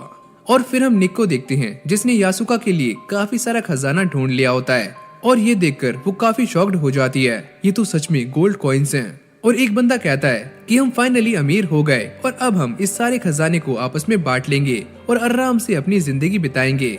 और कैप्टन उन सभी को बधाई देते हैं। जिसके बाद यासुका निक को लेने के लिए जाती है और वो ये नोटिस करती है कि निक नीचे गिरा हुआ है। मुझे ऐसा लगता है कि इसने काफी ज्यादा पी लिया है, लेकिन असल में निक मर चुका है। और दूसरी तरफ एरी के सामने एक काफी सुंदर लड़की आती है जिसको देखकर वो ये सोचता है कि शायद इसी ने ही मेरी बहन को मारा है। जिसके बाद वो एरी को एक कहानी सुनाती है कि एक गांव के अंदर एक फेरी देखी गई जिसको दो लोगों ने देखा और वो दोनों ही उसके ऊपर लट्टू हो गए और ये दोनों ही उससे शादी करना चाहते थे, लेकिन ये फेरी किसी एक से ही शादी कर सकती थी। और ये दोनों लड़ना शुरू कर देते हैं और इन दोनों में से एक बंदा मारा जाता है।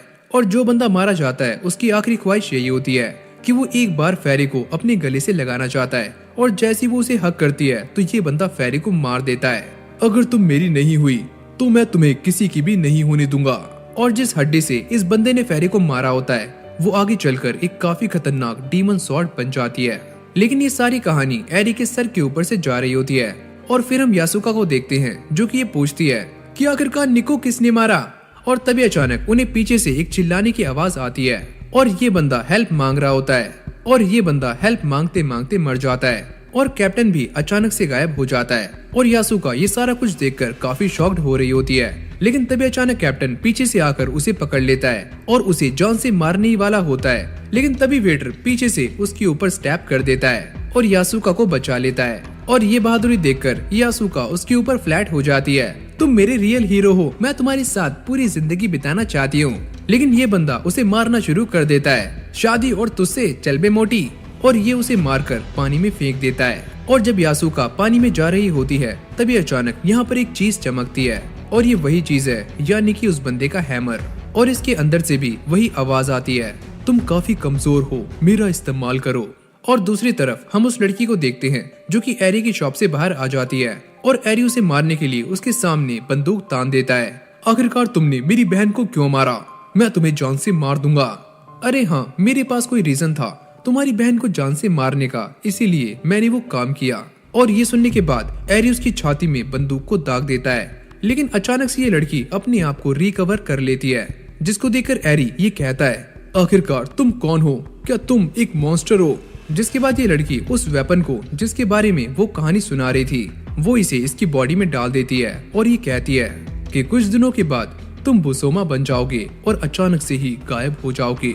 और फिर हमें यासुका को दिखाया जाता है जिसने उस वेटर को भी जान से मार दिया है और अब इसके पास वो कर्स्ड हैमर आ चुका है और ये पूरी तरह से पोजेस हो चुकी है। और अब क्योका ये बताती है कि रोम में समुद्र के पास एक गांव था जहां पर एक नौजवान रहा करता था जिसका बाप एक आम इंसान और माँ एक फेरी थी। और ये नौजवान बाकी सभी से काफी समझदार और शक्तिशाली था और 18 साल के होने पर इसकी माँ इसे एक वेपन देती है जो कि परियों के देश का एक प्राचीन हथियार था और इसका सही इस्तेमाल करने पर ये हथियार इस्तेमाल करने वाले को काफी महान शक्तियाँ दे सकता है और यहाँ तक कि पूरे वर्ल्ड में तबाही भी मचा सकता है। लेकिन ये नौजवान अपने गांव को बचाने के लिए एक जंग के अंदर काफी सारे बंदों को मौत की घाट उतार देता है। लेकिन वापस आने पर वो ये देखता है कि उसकी बंदी ने किसी और के साथ शादी कर ली है और ये देखकर वो आग बबूला हो जाता है और इन दोनों को ही जान से मार देता है। और ऐसा करने के बाद ये बंदा पागल हो जाता है और इस वेपन का कलर भी चेंज हो जाता है और फिर ये एक एक करके सभी लोगों को मारना शुरू कर देता है और यहाँ तक कि ये बंदा अपने माँ बाप को भी मार देता है। लेकिन आखिर में ये इंसान भी मारा जाता है और यहीं से हमारा सीन चेंज हो जाता है और फिर हम इचिजो और गाय को देखते हैं जो कि आपस में बातें कर रहे होते हैं और इचिजो उसे ये बताता है कि तुम्हें जो कुछ भी करना है तुम अभी कर लो, वरना एक बार तुम कोल्ड स्लीप के अंदर चले गए तो वहाँ से वापस आना इतना भी आसान नहीं है। और यहाँ पर नोएकी और मार्कस उसी वेपन को ढूंढ रहे होते हैं और नोएकी की गर्लफ्रेंड उसे ये बताती है कि ये वाला वेपन बेसमेंट के अंदर रखा गया है और ये दोनों उसे ढूंढने के लिए चले जाते हैं। और जैसे ये दोनों बेसमेंट के अंदर जाते हैं वो ये नोटिस करते हैं कि उनके सामने काफी सारे कैमरास लगे होते हैं। मार्कस कहता है कि मेरे पास एक प्लान है, जिसके बाद वो खुद को और नोएकी को दोनों को ही गायब कर देता है, यानी कि ये दोनों मिस्टर इंडिया बन जाते हैं। और फिर ये दोनों एसी के डक्ट से होते हुए उस रूम के अंदर पहुंच जाते हैं और फिर नोएकी अपनी गर्लफ्रेंड को फोन लगाता है, हमने एक लॉकर खोल लिया है लेकिन यहाँ पर एक और लॉकर है और हमें इसका पासवर्ड चाहिए। लेकिन उसके पास इसका पासवर्ड नहीं होता और फिर हम मार्कस को देखते हैं जो कि अपनी आंखों से इसे स्कैन करना शुरू कर देता है। लेकिन मार्कस के फेल होते ही यहाँ पर एक अलार्म बजना शुरू हो जाता है और एक अजीब सी गैस बाहर निकलनी शुरू हो जाती है, जिसके बाद मार्कस अपनी स्वॉर्ड निकालकर इस तिजोरी को तोड़ने की कोशिश करता है, पर ये तिजोरी काफी मजबूत होती है और यहाँ पर उसकी गर्लफ्रेंड अब भी पासवर्ड को ढूंढ रही होती है लेकिन उसे पासवर्ड नहीं मिलता। और यहाँ पर अचानक से एक बंदा आ जाता है, तुम यहाँ पर क्या कर रही हो? और ये बहाना बनाकर यहाँ से निकलने की कोशिश करती है, पर ये बंदा उसका हाथ पकड़ लेता है, मैं तुम्हारा प्लान जानता हूँ, तुम यहाँ पर पासवर्ड ढूंढने के लिए आई हो ना। और इस बंदे की शक्ल बिगड़नी शुरू हो जाती है और तभी एरिका नोएकी को ये बताती है कि इस बंदे को हमारा प्लान पता लग गया था और वो वेपन बेसमेंट के अंदर नहीं है, वो इसके पास है। और जैसे ही ये बंदा एरिका को मारने वाला होता है लेकिन तभी अचानक नोएकी यहाँ पर आ जाता है और इसको बचा लेता है, जिसके बाद नोएकी और मार्कस इस बंदे के ऊपर अटैक कर देते हैं। लेकिन ये बंदा मार्कस को पीछे फेंक देता है और नोएकी को घायल कर देता है, जिसके बाद मार्कस पीछे से आकर इस बंदे को मौत की नींद सुला देता है। लेकिन तभी अचानक हम ये नोटिस करते हैं कि ये वेपन नोएकी की चेस्ट के अंदर जा चुका है। और जब ये सारे बाहर आ जाते हैं तो एरिका उससे पूछती है, क्या तुम ठीक हो? अरे हाँ, मैं बिल्कुल ठीक हूँ। और एरिका उसे लैब के अंदर ले जाने की बात करती है ताकि वो इसकी जांच कर सके, पर नोइकी उसे मना कर देता है। और अब ये दोनों बाहर आए हुए होते हैं तो ये अपने टाइम को एक साथ स्पेंड करते हैं और काफी सारी मस्ती करते हैं। और शाम में जब ये दोनों एक पार्क के अंदर बैठे हुए होते हैं, लेकिन तभी अचानक नोइकी अजीब सी हरकतें करने लगता है। एरिका पूछती है, क्या तुम ठीक हो? तुम यहाँ से चली जाओ। और ये बोलते ही उसकी बॉडी अजीब सा रिएक्ट करती है और वो इस वेपन के कंट्रोल में आ जाता है और एरिका को मारने की कोशिश करता है, लेकिन मार्कस आकर उसको बचा लेता है। और तभी अचानक यहाँ पर इचिजो की एंट्री हो जाती है, लेकिन नोइकी एक बुसोमा बन चुका है और ये देखकर इचिजो उससे फाइट करना शुरू कर देता है और गाय भी यहाँ पर आ जाता है। ये अभी तक पूरी तरह से बुसोमा नहीं बना है। और ये सुनते ही नोइकी अपनी पावर्स को चार्ज कर लेता है और इचिजो के ऊपर एक जोरदार ब्लास्ट करता है, जिससे वो काफी दूर जाकर गिरता है और नोइकी उसे मारने ही वाला होता है, लेकिन तभी गाय आकर उसको बचा लेता है। और अब गाय और नोइकी आपस में लड़ना शुरू कर देते हैं, जिसके बाद नोइकी गाय के ऊपर एक जोरदार अटैक करने ही वाला होता है, लेकिन इचिजो गाय को हटाकर ये अटैक अपने ऊपर ले लेता है। और अब एरिका उसे समझाने की काफी कोशिशें कर रही होती है, क्या तुम मुझे नहीं जानते? मैं एरिका हूँ, तुम्हारी गर्लफ्रेंड। और अब इसी मौके का फायदा उठाकर गाय उसकी छाती में अपनी स्वॉर्ड को घुसा देता है, जिसके बाद नोइकी दोबारा से नॉर्मल हो जाता है। जिसके बाद ये सारे उसे लेकर लैब के अंदर आ जाते हैं, जहाँ पर नोइकी और मार्कस को दोबारा से कोल्ड स्लीप के अंदर भेज दिया जाता है। और फिर अगली सीन में हम शिन मोटोबा को देखते हैं, जो कि अपने साइड में खड़े हुए बूढ़े अंकल से ये कहता है कि कल शिर्यू ने मुझसे बात की और उसे भूख लग रही है। मुझे ऐसा लगता है कि शिर्यू अपने दूसरे साथी से मिलना चाहता है। और यहाँ पर शिन वही बंदा है जिसके पास दूसरी शिर्यू है। और फिर यहाँ पर एक चोमू आता है, जो कि शिन से ये कहता है, हम इस जगह पर एक ऑर्फनेज खोलने वाले हैं, क्या आप हमारे इस काम में हेल्प कर सकते हो? और यहाँ पर सयाका इस बात से काफी नाराज होती है कि मास्टर ओगाटा ने गाय को यहाँ से जाने दिया। गाय के पास बस दो ही चॉइसेस हैं, या तो वो यहाँ पर आ जाए या अपनी पावर्स को कंट्रोल करना सीख जाए। और फिर हमें एक फ्लैशबैक दिखाया जाता है, जहाँ पर सयाका एक जंगल के अंदर खो जाती है और यहाँ पर एक वॉल्फ उसके ऊपर अटैक करने के लिए आगे बढ़ रहा होता है, लेकिन गाय सही टाइम पर आकर उसको बचा लेता है, पर इससे गाय का हाथ काफी इंजर्ड हो जाता है। और फिर अगली सीन में हम दोबारा से शिन को देखते हैं, जो कि उन्हीं बंदों के साथ इस जगह को देखने के लिए आता है, लेकिन ये बंदे आपस में ही लड़ना शुरू कर देते हैं। जिसके बाद शिन एक ड्राइंग बनाता है और ये डिसाइड करता है कि इस जगह पर बूढ़े लोगों के साथ साथ बच्चे भी रहेंगे, यानी कि ओल्ड एज होम के साथ साथ एक ऑर्फनेज। जिसके बाद ये डील साइन हो जाती है। और फिर हम सयाका को देखते हैं, जो कि अपनी दोस्तों के साथ गप्पे लड़ा रही होती है और उसकी एक फ्रेंड ये बोलती है कि चलो कहीं बाहर घूमने चलते हैं। और सयाका हिचकिचाते हुए पहले मना करती है, लेकिन बाद में वो मान जाती है। और फिर अगली सीन में हम दोबारा से उसी ठरकी बुड्ढे को देखते हैं, जिसके सामने एक बंदा बैठा होता है और इसका नाम है काजुमो। और वो ये कहता है कि मैं कभी भी सुशिडाई को ज्वाइन नहीं करूंगा और हम बुसोमा को मारने के लिए अपनी बॉडी का इस्तेमाल करेंगे, ना कि किसी वेपन का। और यहाँ पर काजुमो उसी कंपनी के बारे में बातें कर रहा होता है, जिसके अंदर गाय और इचिजो काम करते हैं। लेकिन यहाँ पर एक और बच्चा है जिसका नाम है गाय और उसके पास शिर्यू की पावर्स हैं और शिर्यू उसके हाथ में है। इंटरेस्टिंग, मैं उस लड़के से एक बार मिलना चाहूंगा। और फिर अगली सीन में हमें इचिजो और गाय को दिखाया जाता है, जहाँ पर इचिजो उससे ये पूछता है कि आखिरकार तुमने क्या डिसाइड किया कि तुम अपनी पावर से किसको प्रोटेक्ट करना चाहते हो?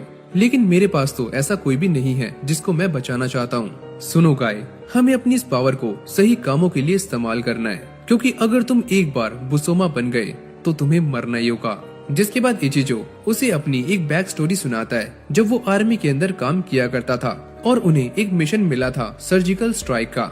लेकिन जैसे ये सारे अंदर जाते हैं, तभी एक ग्रेनेड की वजह से इन सभी की हालत काफी गंदी हो जाती है और इचिजो को ऐसा लगता है कि ये उसका आखिरी दिन है और अब वो मरने वाला है। और जैसे ही उसकी आंखें बंद होने वाली होती हैं, तभी अचानक उसे एक आवाज आती है कि तुम मुझे उठा लो और तुम इन सभी को मार सकते हो और जिंदा हो सकते हो। और ये आवाज एक बुसोमा की होती है। और जैसे इचिजो इस वेपन को उठाता है तो वो दोबारा से खड़ा हो जाता है। और जब ये लोग उसके ऊपर फायर करने वाले होते हैं, तभी अचानक इचिजो अपने चक्रम का इस्तेमाल करता है और सामने खड़े सारे के सारे बंदों को एक ही झटके में मौत की नींद सुला देता है। और यहाँ पर वो गाय को भी यही बातें बता रहा होता है कि अगर तुम एक बार बुसोमा बन गए तो दोबारा से इंसान नहीं बन सकते।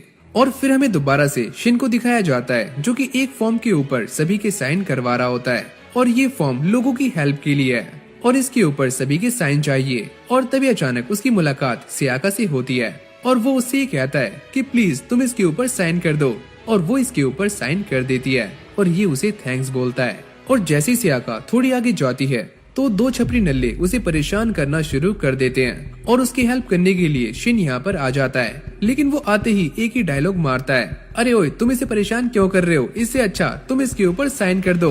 पर ये सुनने के बाद ये दोनों छपरी काफी गुस्सा हो जाते हैं और शिन को कुत्तों की तरह मारना शुरू कर देते हैं। लेकिन शिन को जरा भी गुस्सा नहीं आता और मुझे ऐसा लग रहा था कि ये बंदा अपनी सीढ़ियों को बाहर निकालेगा, लेकिन ऐसा नहीं होता और ये बंदे मार मार कर शिन की हालत काफी गंदी कर देते हैं। और यहाँ पर शिन वायलेंस के काफी खिलाफ है और इतना ज्यादा पिटने के बाद शिन बेहोश हो जाता है। लेकिन जैसे ही उसकी आंख खुलती है वो ये नोटिस करता है कि सियाका उसके सामने बैठी हुई है और वो उससे माफी मांगता है, मुझे माफ करना कि मैं तुम्हें बचा नहीं पाया। अरे ऐसा कुछ नहीं है और इसमें तुम्हारी कोई भी गलती नहीं थी।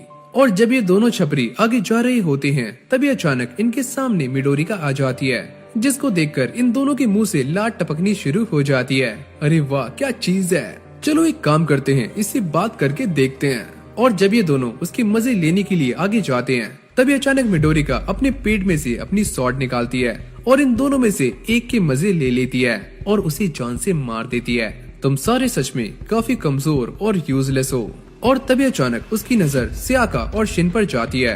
आखिरकार तुम दोनों कौन हो और मैं तुम दोनों को भी जान से मार दूंगी। लेकिन तभी अचानक यहाँ पर गाय की एंट्री हो जाती है। मेरे दोस्तों से दूर रहो। क्या तुम?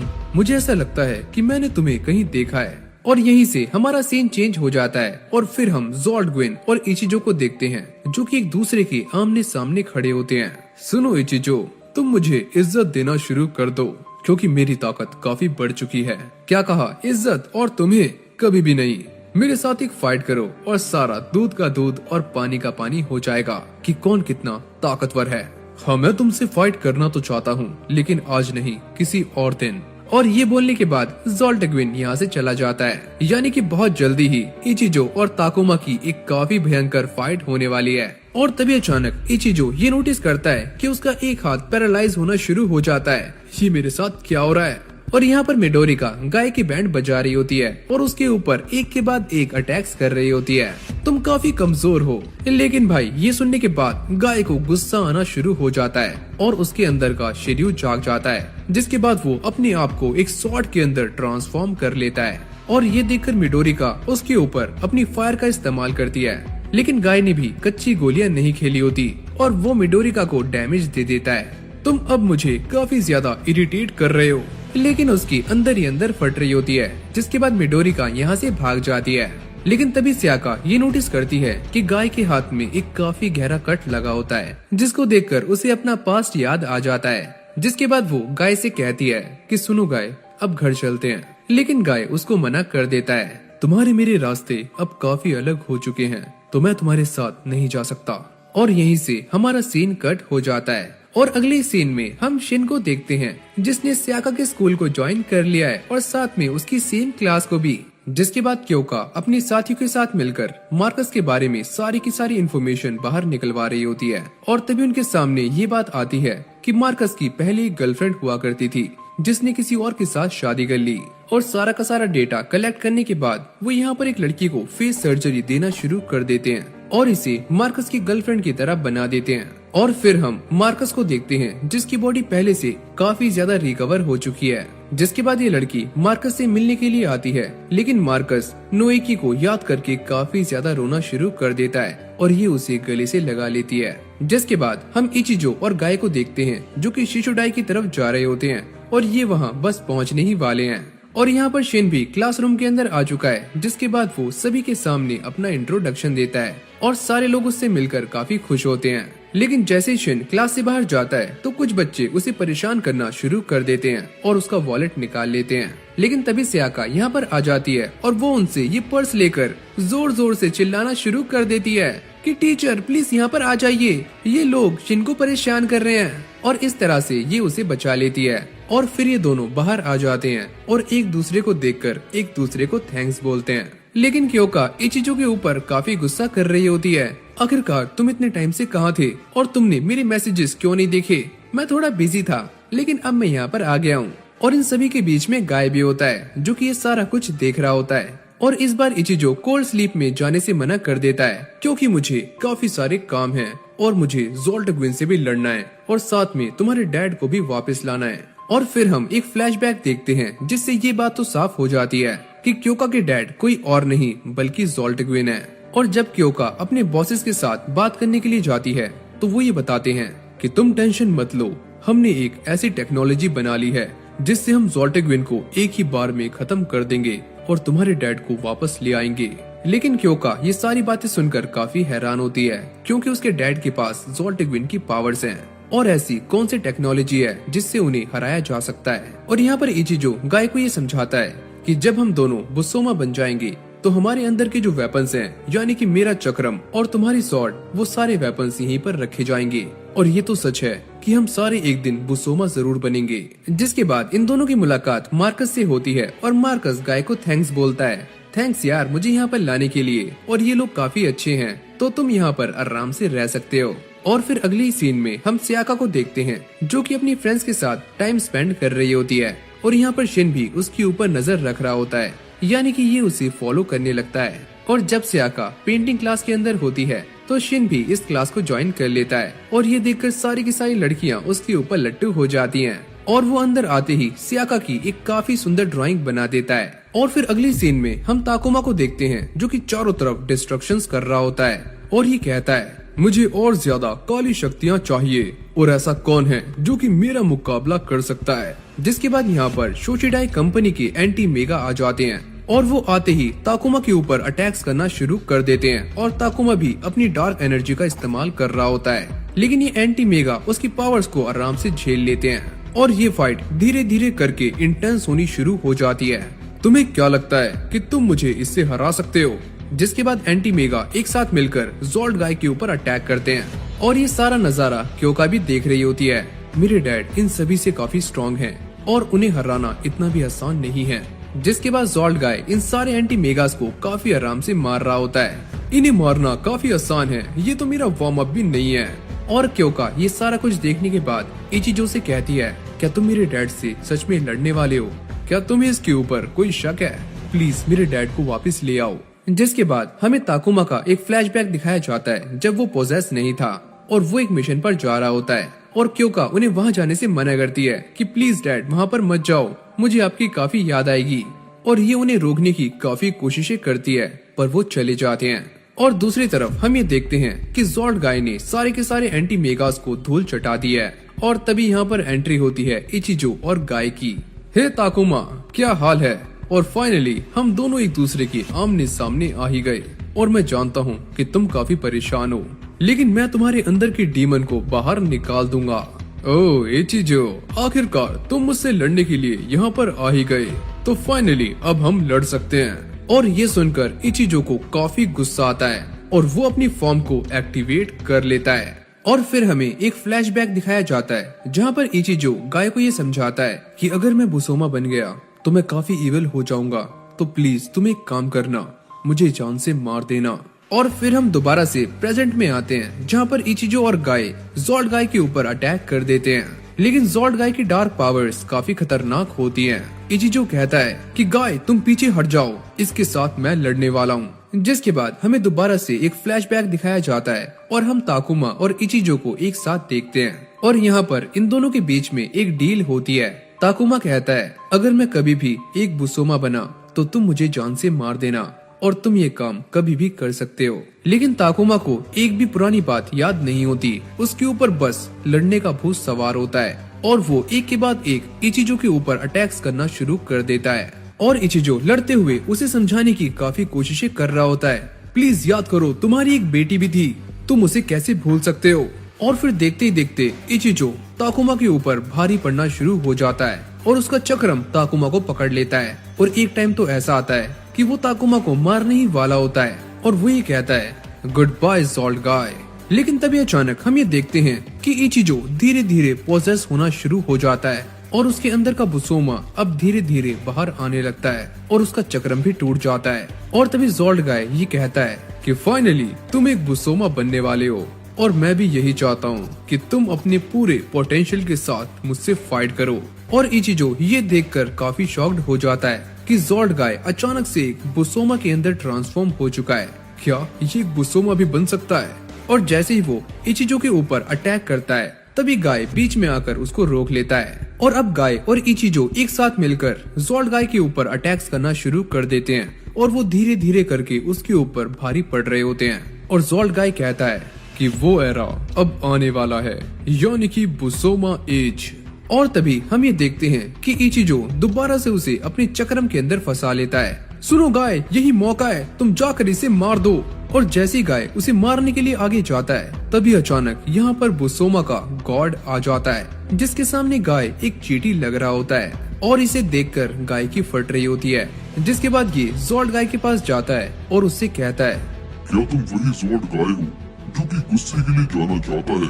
तुम तो काफी कमजोर हो। और फिर अगले सीन में हम काजुमो को देखते हैं जो कि एक लड़की के साथ होता है और उससे ये पूछता है कि आप अपने अंदर की बुसोमा को शांत कैसे करती हो? मैं हमेशा यहाँ पर नहाने के लिए आती हूँ जिससे मैं अपने आप को शांत रख सकती हूँ।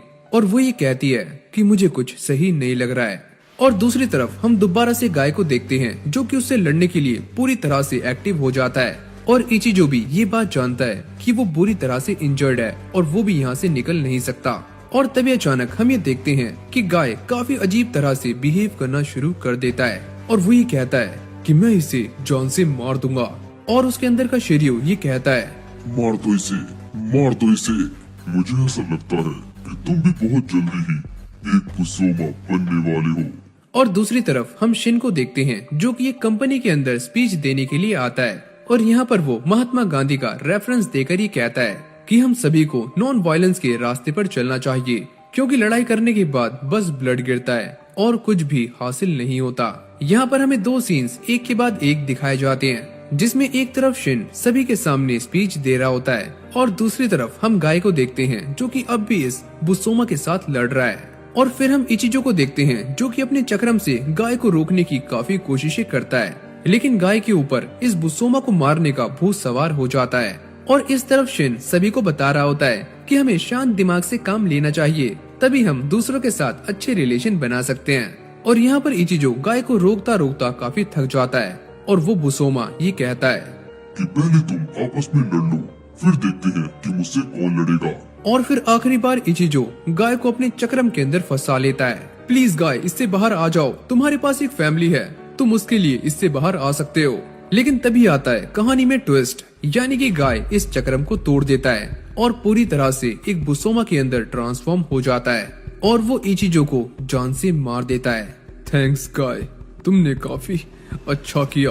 और ये करने के बाद गाय बेहोश हो जाता है और सभी को ऐसा लगता है कि इचिजो मर चुका है, लेकिन अब वो पूरी तरह से एक बुसोमा बन जाता है। और फिर हमें इस बुसोमा के गॉड का नाम बताया जाता है और इसका नाम है ग्रिम्स। जिसके बाद इचिजो ग्रिम्स से लड़ने के लिए चला जाता है और फिर ये सारे गाय को लेकर दोबारा से लैब के अंदर आ जाते हैं। और जैसे ही उसकी आँख खुलती है वो ये कहता है कि मुझे वहाँ पर जाना है, मुझे अपना प्रॉमिस पूरा करना है। लेकिन क्योका उसे बाहर जाने से मना कर देती है, क्योंकि गाय कभी भी एक बुसोमा बन सकता है। लेकिन गाय बार बार बाहर जाने की जिद करता है और ये देखकर क्योका वहाँ पर एक गैस रिलीज कर देती है, जिससे वो बेहोश हो जाता है और ये सारे उसे कोल्ड स्लीप में भेज देते हैं। और फिर हम इचिजो को देखते हैं जो कि काफी ज्यादा डिस्ट्रक्शंस कर रहा होता है और क्योका ये कहती है कि अब इसे मारना ही होगा क्योंकि ये इचिजो नहीं रहा। और ये सारी सिचुएशन देखने के बाद क्योका के बॉसेस गाय को रिलीज कर देते हैं, जिसके बाद गाय इचिजो के पास चला जाता है और गाय को अपने सामने देखकर इचिजो दोबारा से बुसोमा के अंदर ट्रांसफॉर्म हो जाता है और गाय पर अटैक्स करना शुरू कर देता है। और गाय की बेस फॉर्म काफी वीक होती है तो वो उसे काफी गंदा पिटता है, लेकिन अब भी गाय उसके ऊपर अटैक करने से पहले 10 बार सोच रहा होता है। और यहाँ पर इचिजो उसके ऊपर एक के बाद एक अटैक्स कर रहा होता है और फिर गाय इचिजो की पुरानी बातों को याद करता है कि उसने क्या कहा था। और तभी अचानक हम ये देखते हैं कि गाय अपना पूरा कंट्रोल खो देता है और उसकी बॉडी से डार्क एनर्जीज बाहर निकलना शुरू हो जाती हैं और ये बंदा भी एक बुसोमा बन जाता है। और ये सारा कुछ देखकर क्योका की फट रही होती है, क्योंकि अब ये दोनों ही एक बुसोमा बन चुके हैं। जिसके बाद ये दोनों एक दूसरे के ऊपर जानलेवा अटैक्स करना शुरू कर देते हैं और ये फाइट देखते ही देखते काफी इंटेंस हो रही होती है। लेकिन गाय अभी भी पूरी तरह से बुसोमा नहीं बना है, यानी कि उसका खुद के ऊपर कंट्रोल है। और तभी अचानक गाय इचिजो को जान से मार देता है। लेकिन वो मरने से पहले गाय के सामने आता है और ये कहता है, मैं ये बात जानता हूँ कि तुमने ये जानबूझकर नहीं किया, लेकिन थैंक्स मुझे रिलीज करने के लिए। और फिर अगले ही पल इचिजो का बुसोमा पूरी तरह से गायब हो जाता है और ये सारी चीजें भी नॉर्मल हो जाती हैं। जिसके बाद गाय दोबारा से अपने घर आ जाता है और वो ये सोचता है कि अब मैं यहाँ से कहीं भी नहीं जाऊंगा। लेकिन जैसे ही वो अपने आप को पानी में देखता है तो उसे वही बुसोमा नजर आता है। मुझे इसके ऊपर कंट्रोल करना होगा। और ये सारा कुछ देखकर गाय एक केव के अंदर जाकर छुप जाता है और जैसे सियाका उसे मनाने के लिए आती है तो गाय अपना सारा कंट्रोल खो देता है और वो सियाका को भी जान से मार देता है। लेकिन ऐसा कुछ भी नहीं होता क्योंकि गाय बस ये सारा कुछ सोच रहा होता है। और फिर गाय अपने आप को शांत करने के लिए मेडिटेशन करना शुरू कर देता है और यहाँ तक कि वो अपनी मॉम की ग्रेव के पास भी जाता है। जिसके बाद गाय एक स्वॉर्ड बनाना शुरू करता है और वो इस स्वॉर्ड को बनाने के लिए अपनी जी जान लगा देता है। और जैसे ही ये पहली स्वॉर्ड बनकर रेडी होती है, मास्टर ओगाटा ये कहते हैं कि पहली तलवार के हिसाब से ये काफी अच्छी है। जिसके बाद गाय अपनी बनाई हुई पहली स्वॉर्ड सियाका को दे देता है ताकि वो अपने आप को प्रोटेक्ट कर सके। और सियाका ये देखकर काफी खुश होती है।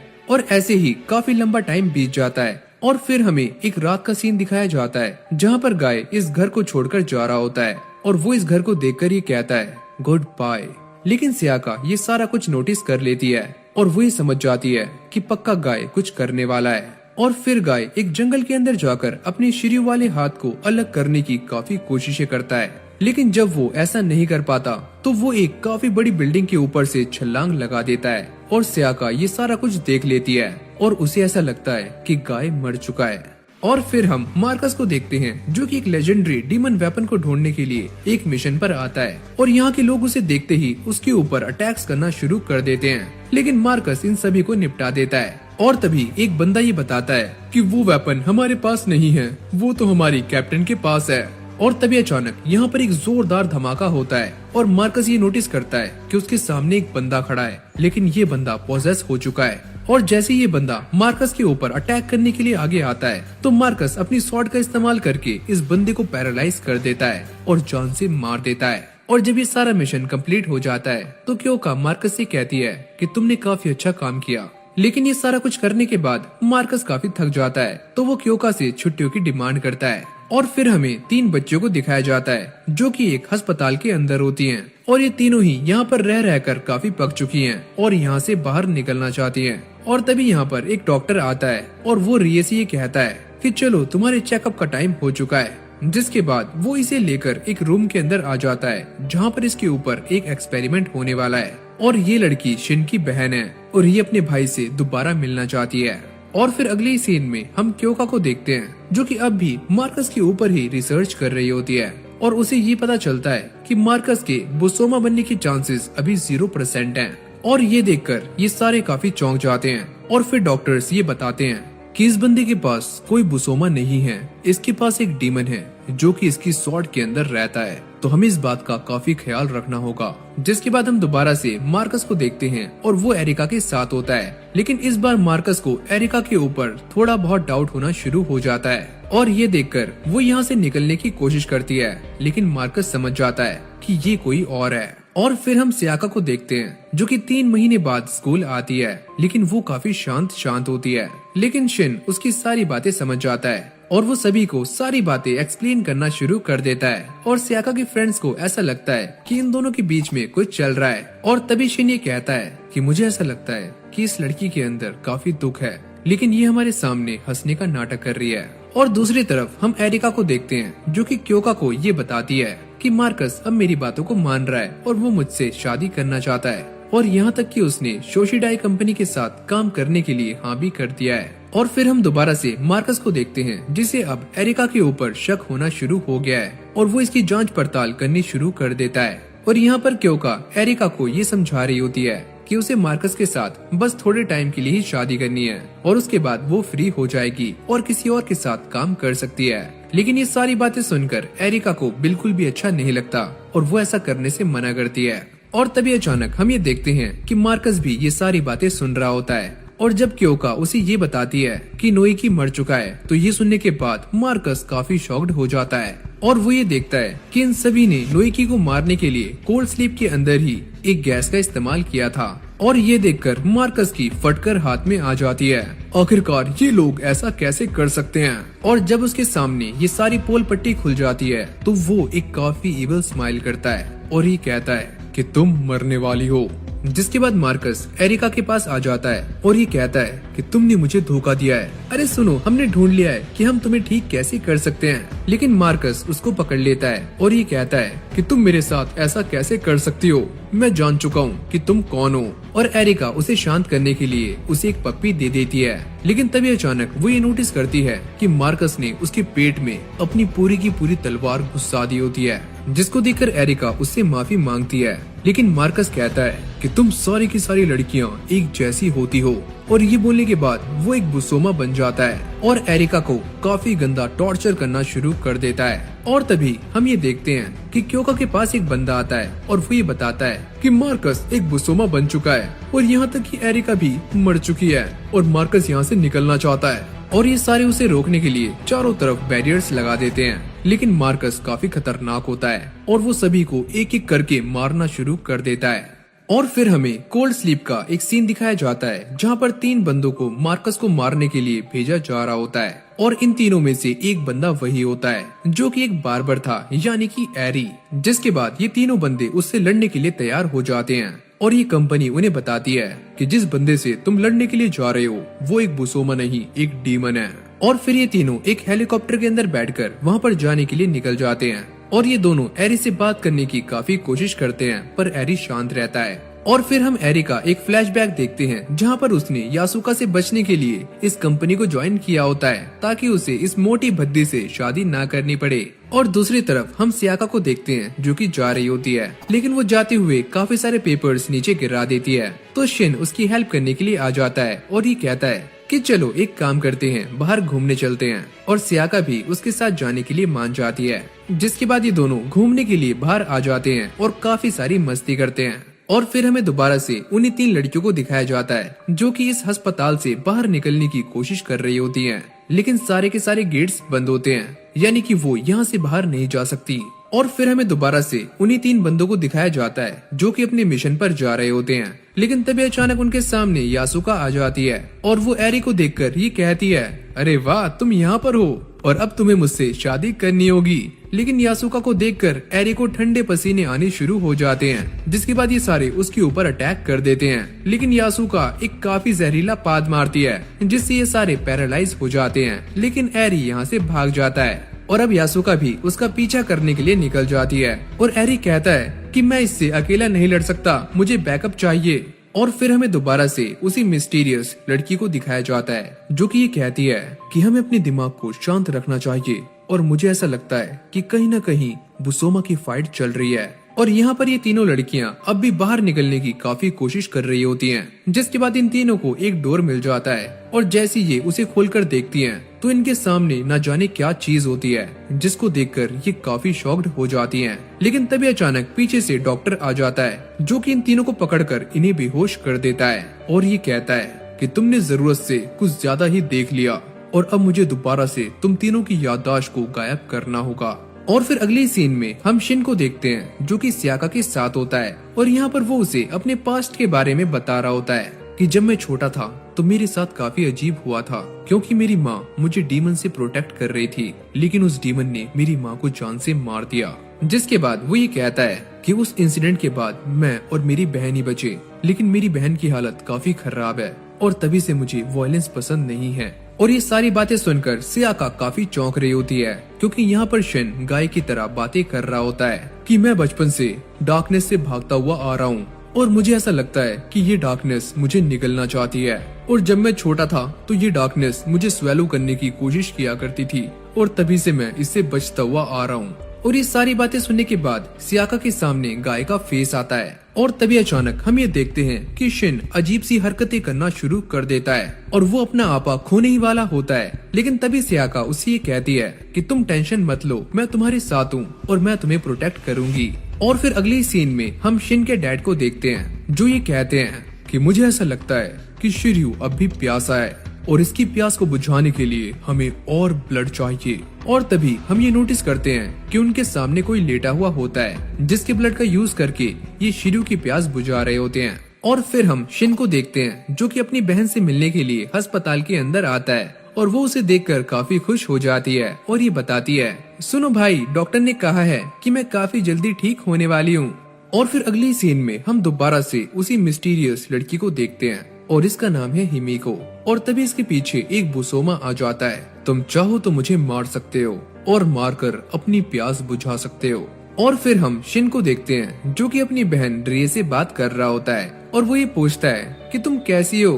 अरे बड़े भाई, मैं तो एकदम मस्त हूँ और ये सारे लोग मेरा ख्याल काफी अच्छे से रख रहे हैं। और ये सुनकर शिन को तसल्ली हो जाती है और वो यहाँ से जाने लगता है। प्लीज बड़े भाई, आप मुझसे मिलने के लिए बार बार आया करो, मैं आपका वेट करती हूँ। और फिर अगली सीन में हमें दोबारा से मार्कस को दिखाया जाता है जो कि सारी लड़कियों से ये पूछता है, क्या तुम मुझसे शादी करोगी? लेकिन उसकी शक्ल देखने के बाद सारी लड़कियां उसे मना कर देती हैं और वो सभी को मारना शुरू कर देता है। और फिर हम दोबारा से रिए को देखते हैं जो कि डॉक्टर के साथ कहीं पर घूमने के लिए जा रही होती है और वो इसके लिए काफी खुश होती है। और यहाँ पर क्योका अपने सारे बॉसेस से बात कर रही होती है कि हमें मार्कस से लड़ने के लिए किसी और को रिलीज करना होगा, लेकिन ये सारे उसे मना कर देते हैं। और ये सुनने के बाद वो काफी ज्यादा डिसअपॉइंट हो जाती है, जिसके बाद क्योका दोबारा से अपने पास्ट को याद करती है जब उसके डैड बिल्कुल नॉर्मल थे और वो दोनों एक साथ पियानो बजाया करते थे। और इस बात को याद करने के बाद उसके अंदर दोबारा से कॉन्फिडेंस आ जाता है और वो अपने डैड को वापस लाने के लिए दोबारा से शोशिडाई के साथ काम करने के लिए मान जाती है। और यहाँ पर मार्कस एक साइकोपैथ की तरह बिहेव कर रहा होता है और सभी लड़कियों से ये पूछता है, क्या तुम मुझसे शादी करोगी? और वो इसकी एक जोरदार थप्पड़ मारकर यहाँ से चली जाती हैं। लेकिन तभी क्योका इस बात को नोटिस करती है कि मार्कस अभी पूरी तरह से बुसोमा नहीं बना है और वो दोबारा से नॉर्मल हो सकता है। और इसी पार्क के दूसरी साइड हम शिन और सियाका को देखते हैं जो कि यहाँ पर टहलने के लिए आए होते हैं। और शिन कहता है कि इस जगह में काफी ज्यादा शांति है और मुझे यहाँ पर आना काफी अच्छा लगता है, जिसके बाद उसे अपनी कल की बातें याद आती हैं, यानी कि वो किस। और वो जाकर एक पेड़ को पकड़ लेता है। अरे यार, वो कितना अच्छा था। और यहाँ पर डॉक्टर भी रियो को लेकर बाहर आ जाता है। तुम काफी जल्दी यहाँ से निकलने वाली हो और तुम्हारे बाकी के साथी वहीं पर रहेंगे। लेकिन तभी अचानक हम ये देखते हैं कि शिन अपनी बहन को नोटिस कर लेता है, लेकिन रिये गलती से मार्कस के सामने आ जाती है। क्या तुम मुझसे शादी करोगी? अरे हाँ, मेरे पास भी एक रिंग है। यानी कि लिटरली ये उसे शादी करने के लिए मान जाती है। और यहाँ पर शिन अपनी बहन को ढूंढ रहा होता है और एक लेडी ये बताती है कि वो दोनों वहाँ पर गए हैं। और फिर अगली सीन में हम दोबारा से हिमिको को देखते हैं जिसके सामने वही बुसोमा आ जाता है। क्या तुम मुझसे लड़ना चाहते हो? हाँ, मैं तुम्हें खत्म कर दूंगा। लेकिन जैसे ये बुसोमा उसके ऊपर अटैक करता है तो ये कुछ ही मिनटों में इसका काम तमाम कर देती है। लेकिन बाद में वो एक अजीब सी हरकत करती है, यानी कि इस बुसोमा वाले वेपन को वो अपने शरीर के अंदर घुसा लेती है। और दूसरी तरफ हम ये देखते हैं कि शिन के डैड शिर्यू की प्यास बुझाने के लिए अपने पास एक और बंदे को लेकर आते हैं और अचानक से ही उसे स्टैप कर देते हैं, जिसके बाद ये बंदा जोर जोर से चिल्लाना शुरू कर देता है और अचानक से ही उठकर बैठ जाता है, यानी कि ये बंदा भी पोसेस हो चुका है। और फिर ये अपनी बॉडी से शिर्यू को बाहर निकालकर किसी को मारने के लिए निकल जाता है। और फिर अगली सीन में हम दोबारा से मार्कस और रिये को देखते हैं जो कि एक चर्च के अंदर आकर शादी कर रहे होते हैं। लेकिन रिये ये शादी करने से मना करती है जब तक उसका भाई यहाँ पर नहीं आ जाता। और अब मार्कस की हालत दोबारा से खराब होने लगती है, जिसके बाद वो एक बुसोमा के अंदर ट्रांसफॉर्म हो जाता है और इस प्रीस्ट को जान से मार देता है। प्लीज तुम मुझसे शादी कर लो। और ये बोलने के बाद वो रिये को अपने एक हाथ में उठा लेता है। लेकिन तभी अचानक यहाँ पर एंट्री होती है शिन की। तुमने मेरी बहन को छूने की हिम्मत कैसे की? जिसके बाद ये बुसोमा शिन के ऊपर अटैक कर देता है और एक ही वार से उसे इंजर्ड कर देता है। और ये अपनी बहन को यहाँ से जाने के लिए कहता है, पर तभी अचानक यहाँ पर वही बंदा आ जाता है जिसके पास दूसरी शिर्यू होती है। और जैसे ही शिन की आंखें बंद होती हैं, तभी उसके सामने एक बुसोमा आ जाता है। प्लीज तुम मुझे आजमा कर देखो और तुम मेरा इस्तेमाल करके अपनी बहन को बचा सकते हो। और ये सुनने के बाद शिन इस स्वॉर्ड को एक्सेप्ट कर लेता है और उसकी बॉडी से एक अजीब सा डिमोनिक ऑरा निकलना शुरू हो जाता है। और इस बार शिन काफी गुस्से में होता है और वो एक ही स्लैश करके मार्कस को हरा देता है और मार्कस दोबारा से नॉर्मल हो जाता है। मुझे माफ करना कि मैं तुमसे शादी नहीं कर पाया। और ये बोलते ही वो अचानक से गायब हो जाता है। लेकिन उसके अंदर का जो डीमन है वो अब रिये के अंदर आ चुका है और उसकी आंखें पिंक हो जाती हैं। और यहाँ पर हिमिको काजुमा से ये पूछती है कि आखिरकार वो बंदा कैसा है, क्या वो जाग गया? वो इंसान मेडिटेशन कर रहा था और काफी जोर से चिल्लाया, लेकिन अब वो नॉर्मल हो चुका है। और यहाँ पर ये दोनों जिस बंदे के बारे में बातें कर रहे होते हैं वो कोई और नहीं बल्कि गाय है, यानी कि गाय अब भी जिंदा है।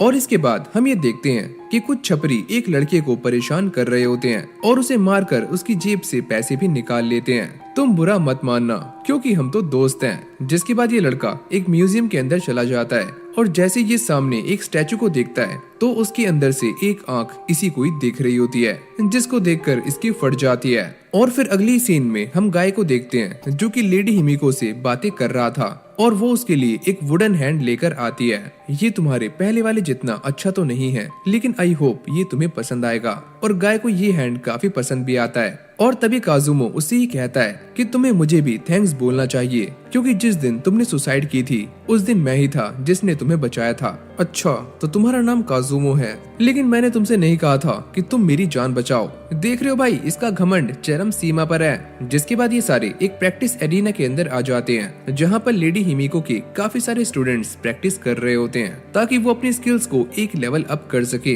तुमने पहले से काफी इम्प्रूव कर लिया है। और तभी काजुमो ये बताता है कि लेडी हिमिको बचपन से ही काफी स्ट्रॉन्ग है और वो एक ऐसे रेयर मार्शल आर्ट को जानती हैं जो पूरे क्लैन में कोई और नहीं जानता।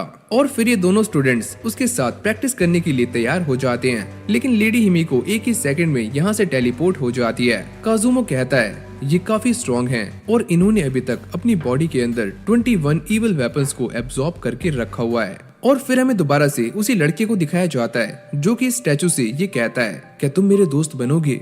और फिर हम दोबारा से गाय को देखते हैं जिसकी प्रैक्टिस शुरू हो जाती है, लेकिन तभी अचानक यहाँ पर चारों तरफ आग लग जाती है। काजुमो कहता है कि इसकी इविल पावर्स काफी ज्यादा हैं और हमें इसे रोकना होगा। जिसके बाद लेडी हिमिको आग के अंदर कूद जाती है और वो गाय का ऑरा निकालकर अपने अंदर डाल लेती है और गाय को बचा लेती है। हमें इसे यहाँ से काफी दूर भेजना होगा वरना ये काफी तबाही मचा सकता है। नहीं, हम ऐसा नहीं कर सकते क्योंकि हमारा काम है लोगों की हेल्प करना। और यहाँ पर वो लड़का दोबारा से भागकर इस पुतले के सामने आ जाता है और वो सारे छपरी इसका पीछा कर रहे होते हैं। प्लीज मेरी हेल्प करो।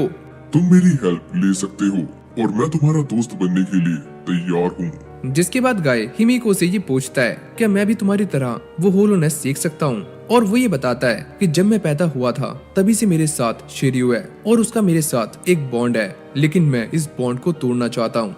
और जब ये दोनों बातें कर रहे होते हैं तो काजुमो भी इन दोनों की बातें दूर खड़ा हुआ सुन रहा होता है। और फिर हम मिडोरिका को देखते हैं जो कि पूरी तरह से एक बुसोमा के अंदर ट्रांसफॉर्म हो चुकी है, लेकिन तभी यहाँ पर एक और बुसोमा आ जाता है। मैं तुम्हें जान से मार दूंगा और तुम मुझे काफी स्ट्रॉन्ग लगती हो। जिसके बाद ये दोनों लड़ना शुरू कर देते हैं और ज़ोल्टग्विन दूर से खड़ा हुआ इन दोनों को देख रहा होता है। वैसे मुझे 1 वर्सेस 1 बैटल करने में काफी मजा आता है, लेकिन मैं तुम दोनों से मना कर रहा हूँ कि तुम दोनों को अभी फाइट नहीं करनी है।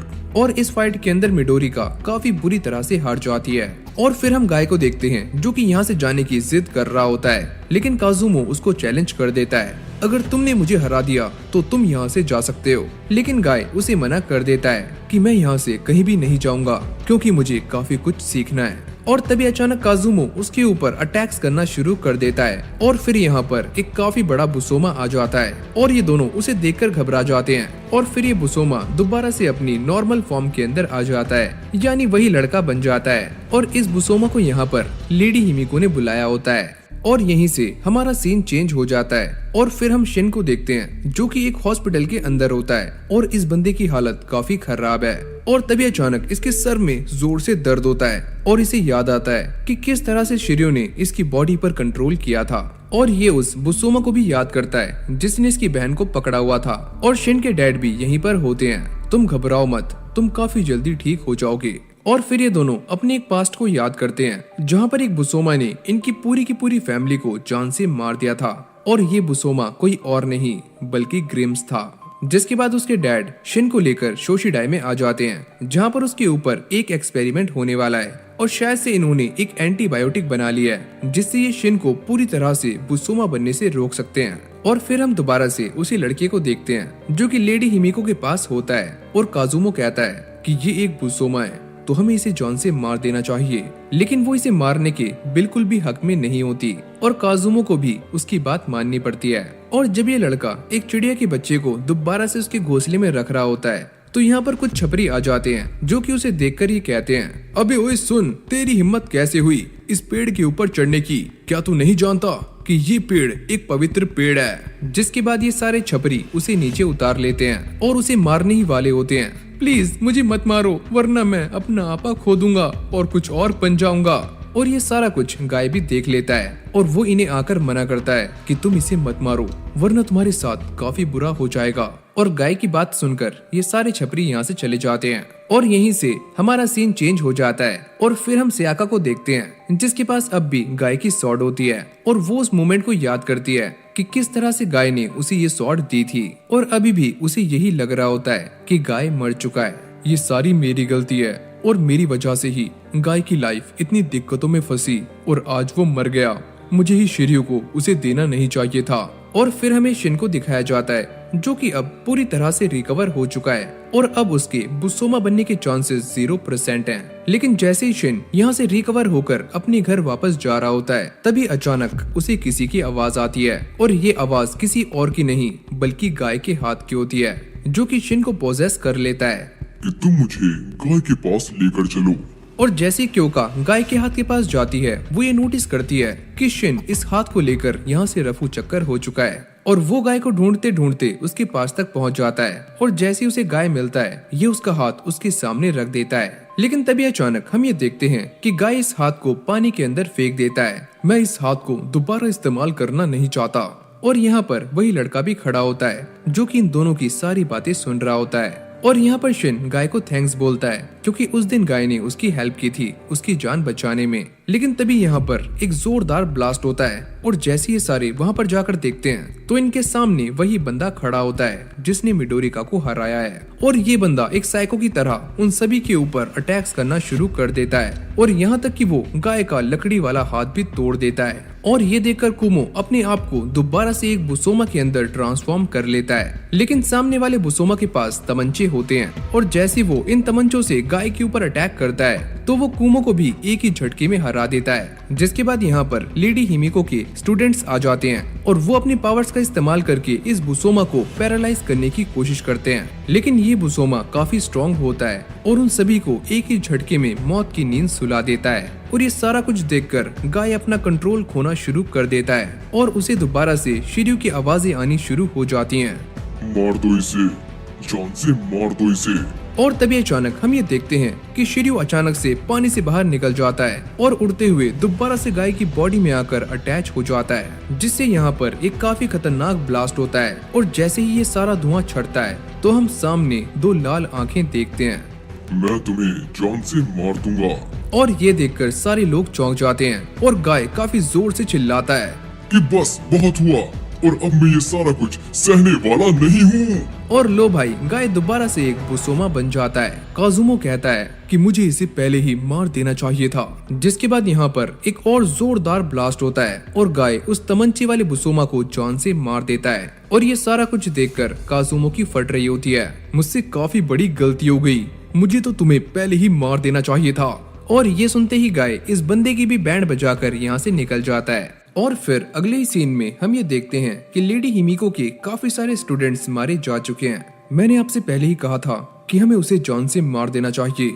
और यहाँ पर शोशिडाई ने एक ऐसी मेडिसिन बना ली है जिससे बुसोमा को दोबारा से एक नॉर्मल इंसान के अंदर बदला जा सकता है। और शिन इसका एक जीता जागता एग्जाम्पल है। लेकिन उसकी हालत थोड़ी खराब होती है और ये बंदा पागलों की तरह बिहेव कर रहा होता है। लेकिन वो अगले ही पल सियाका से मिलने के लिए चला जाता है और उसे ये बताता है कि गाय अभी जिंदा है। और ये सुनने के बाद सियाका काफी शॉक्ड हो जाती है और वो उससे गाय के बारे में जानने के लिए काफी सवाल करना शुरू कर देती है। और ये देखकर शिन कहता है कि तुम हमेशा उसके ही बारे में बात करती हो, क्या मैं तुम्हारे लिए इम्पोर्टेंट नहीं हूँ?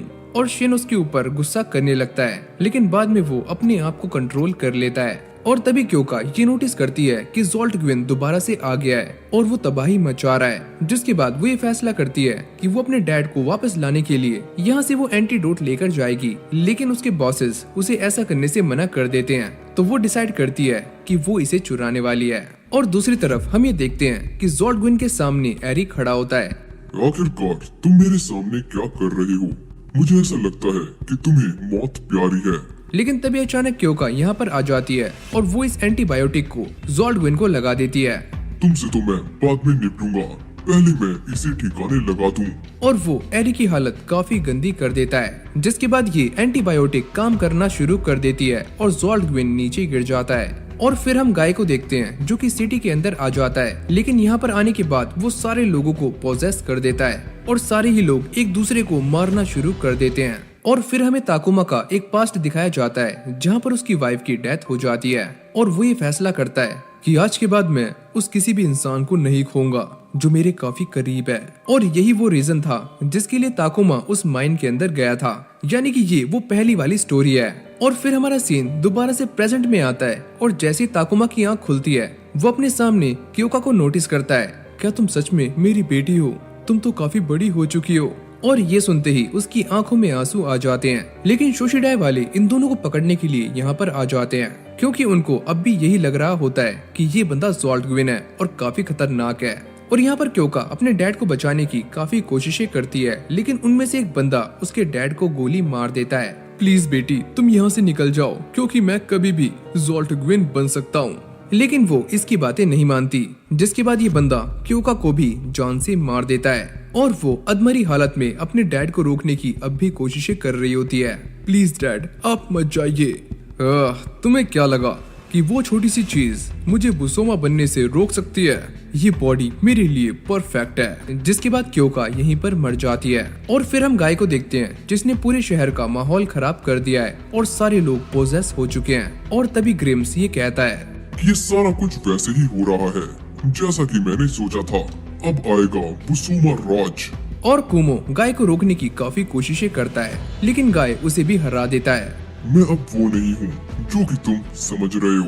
और फिर अगले सीन में हम ये देखते हैं कि कुमो सियाका और शिन से मिलता है और उन्हें ये बताता है कि कल मैं गाय से मिला था और वो अब भी जिंदा है। और तभी शिन के पास उसके डैड का कॉल आता है और वो ये बताते हैं कि तुम्हारी बहन का किडनैप हो चुका है और ये करने वाला कोई बुसोमा है। और ये सुनने के बाद शिन कुमो से कहता है कि प्लीज मुझे गाय के पास लेकर चलो, मुझे उसकी हेल्प चाहिए। जिसके बाद कुमो उन दोनों को लेकर गाय के पास आ जाता है और गाय को देखते ही सियाका उसे गले से लगा लेती है कि तुम अब भी जिंदा हो।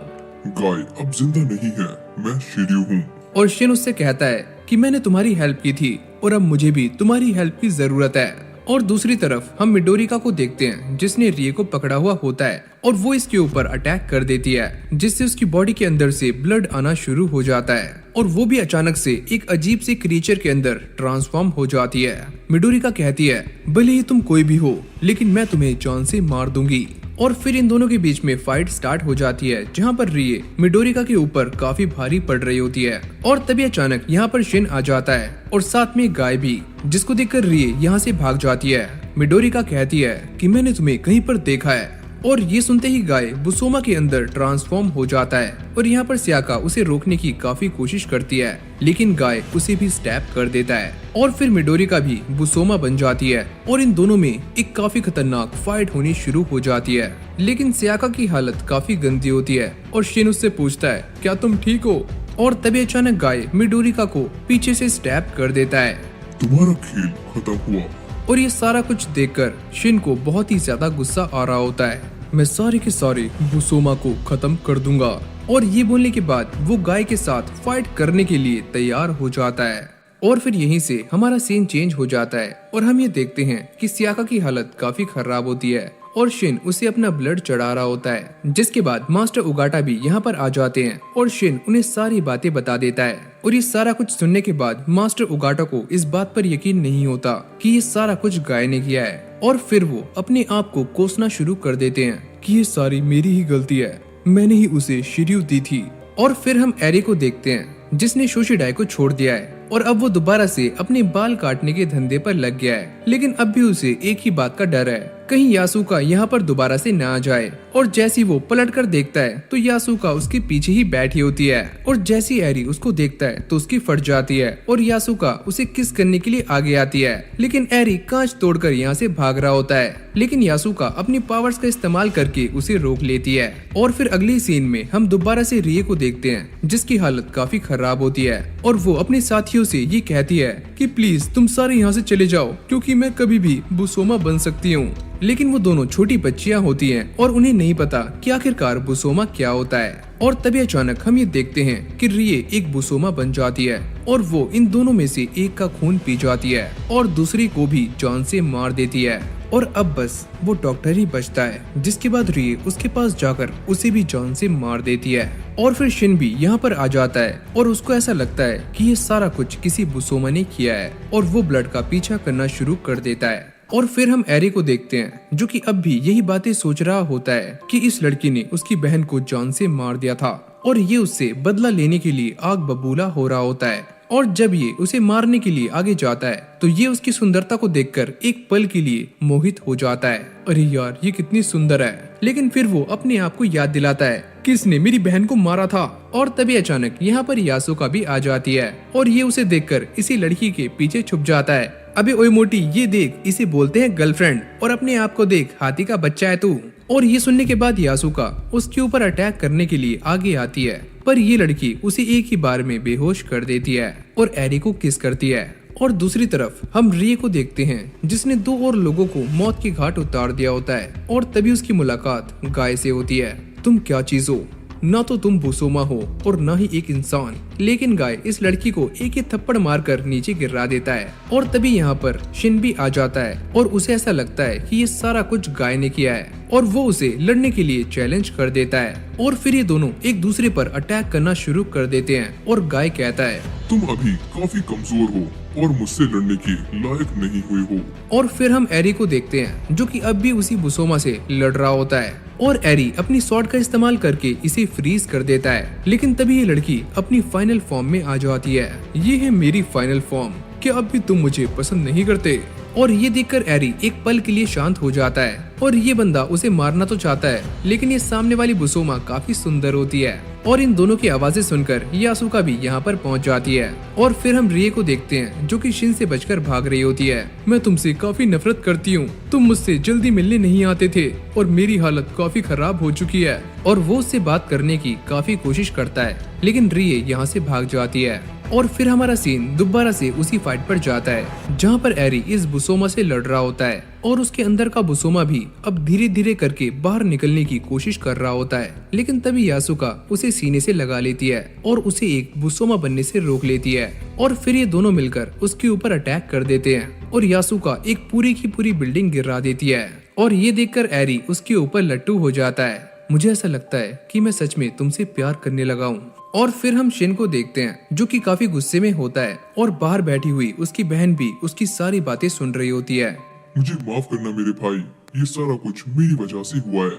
और फिर हम मास्टर ओगाटा को देखते हैं, जो कि स्याका की ऐसी हालत देखकर काफी रिग्रेट फील कर रहे होते हैं और उन्हें ऐसा लगता है कि ये सारी गलती उन्हीं की है। जिसके बाद ये सारे यहाँ से चले जाते हैं और उनके जाने के बाद स्याका को भी होश आ जाता है और अब शिन उसके सामने होता है। प्लीज मुझे गाय के पास लेकर चलो। क्या तुम अब भी उसके पास जाना चाहती हो, जिसने तुम्हारी ऐसी हालत कर दी?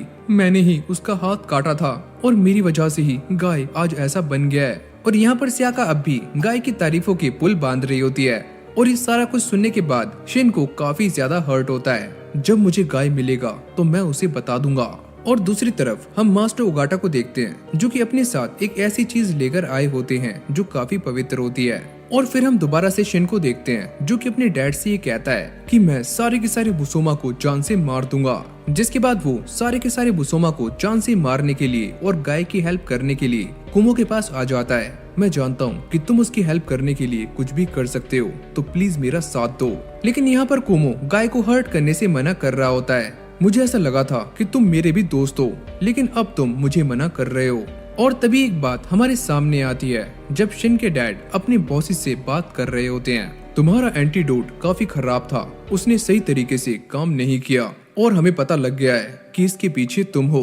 तुम सही समझे, ये सारी मेरी ही चाल थी। मैं बस कुछ टाइम के लिए उन्हें बुसोमा से इंसान बनाना चाहता था और बाद में एक ऐसा झटका कि वो दोबारा कभी इंसान बन ही ना पाए। तो लो भाई, ये सारी की सारी खिचड़ी शिन के डैड ने बनाई होती है और वो ये कहते हैं कि मैं तो बुसोमा का 1 नंबर का फैन हूँ। और यहाँ तक कि ये इंसान बुसोमा की पूजा करने तक की बात करता है। जिसके बाद ये बंदा सामने वाले बॉसेस को भी जान से मरवा देता है। और फिर हम सियाका को देखते हैं जो कि गाय की दी हुई स्वॉर्ड को लेकर उसे ढूंढने के लिए निकल जाती है। और तभी हमारे सामने गाय आ जाता है, लेकिन उसके सामने वही बुसोमा खड़ा होता है, यानी कि वो गन वाला बुसोमा। और यहाँ पर लेडी हिमिको भी अपनी पावर्स का इस्तेमाल करने के लिए एकदम तैयार हो जाती है। और फिर हमें दोबारा से उसी बंदे को दिखाया जाता है जो कि अपने आप को दोबारा से उसी गन वाले बुसोमा के अंदर ट्रांसफॉर्म कर लेता है। और ये देखकर गाय भी एक बुसोमा बन जाता है। और शिन को भी इस बात की खबर मिल जाती है कि आखिरकार ये दोनों बुसोमास कहाँ पर हैं। और फिर हम गाय को देखते हैं जो कि इस बंदे को काफी गंदे तरीके से मार रहा होता है और अपनी स्पीड से इसे चकमा दे रहा होता है। लेकिन तभी अचानक यहाँ पर लेडी हिमिको आ जाती है और वो आते ही इस तमंचे वाले बुसोमा के ऊपर अटैक करना शुरू कर देती है और एक ही झटके में उसे मौत की नींद सुला देती है और उसका कर्स्ड वेपन अपनी बॉडी के अंदर डाल लेती है। और ये देखकर गाय लेडी हिमिको के ऊपर अटैक करने के लिए जाने ही वाला होता है, लेकिन तभी अचानक यहाँ पर शिन आ जाता है और उसको रोक लेता है। प्लीज कुमो, मेरा साथ दो। और ये सुनने के बाद वो भी एक बुसोमा बन जाता है, लेकिन गाय के फेस को देखकर वो मना करता है कि ये मेरा दोस्त है और मैं ऐसा नहीं कर सकता।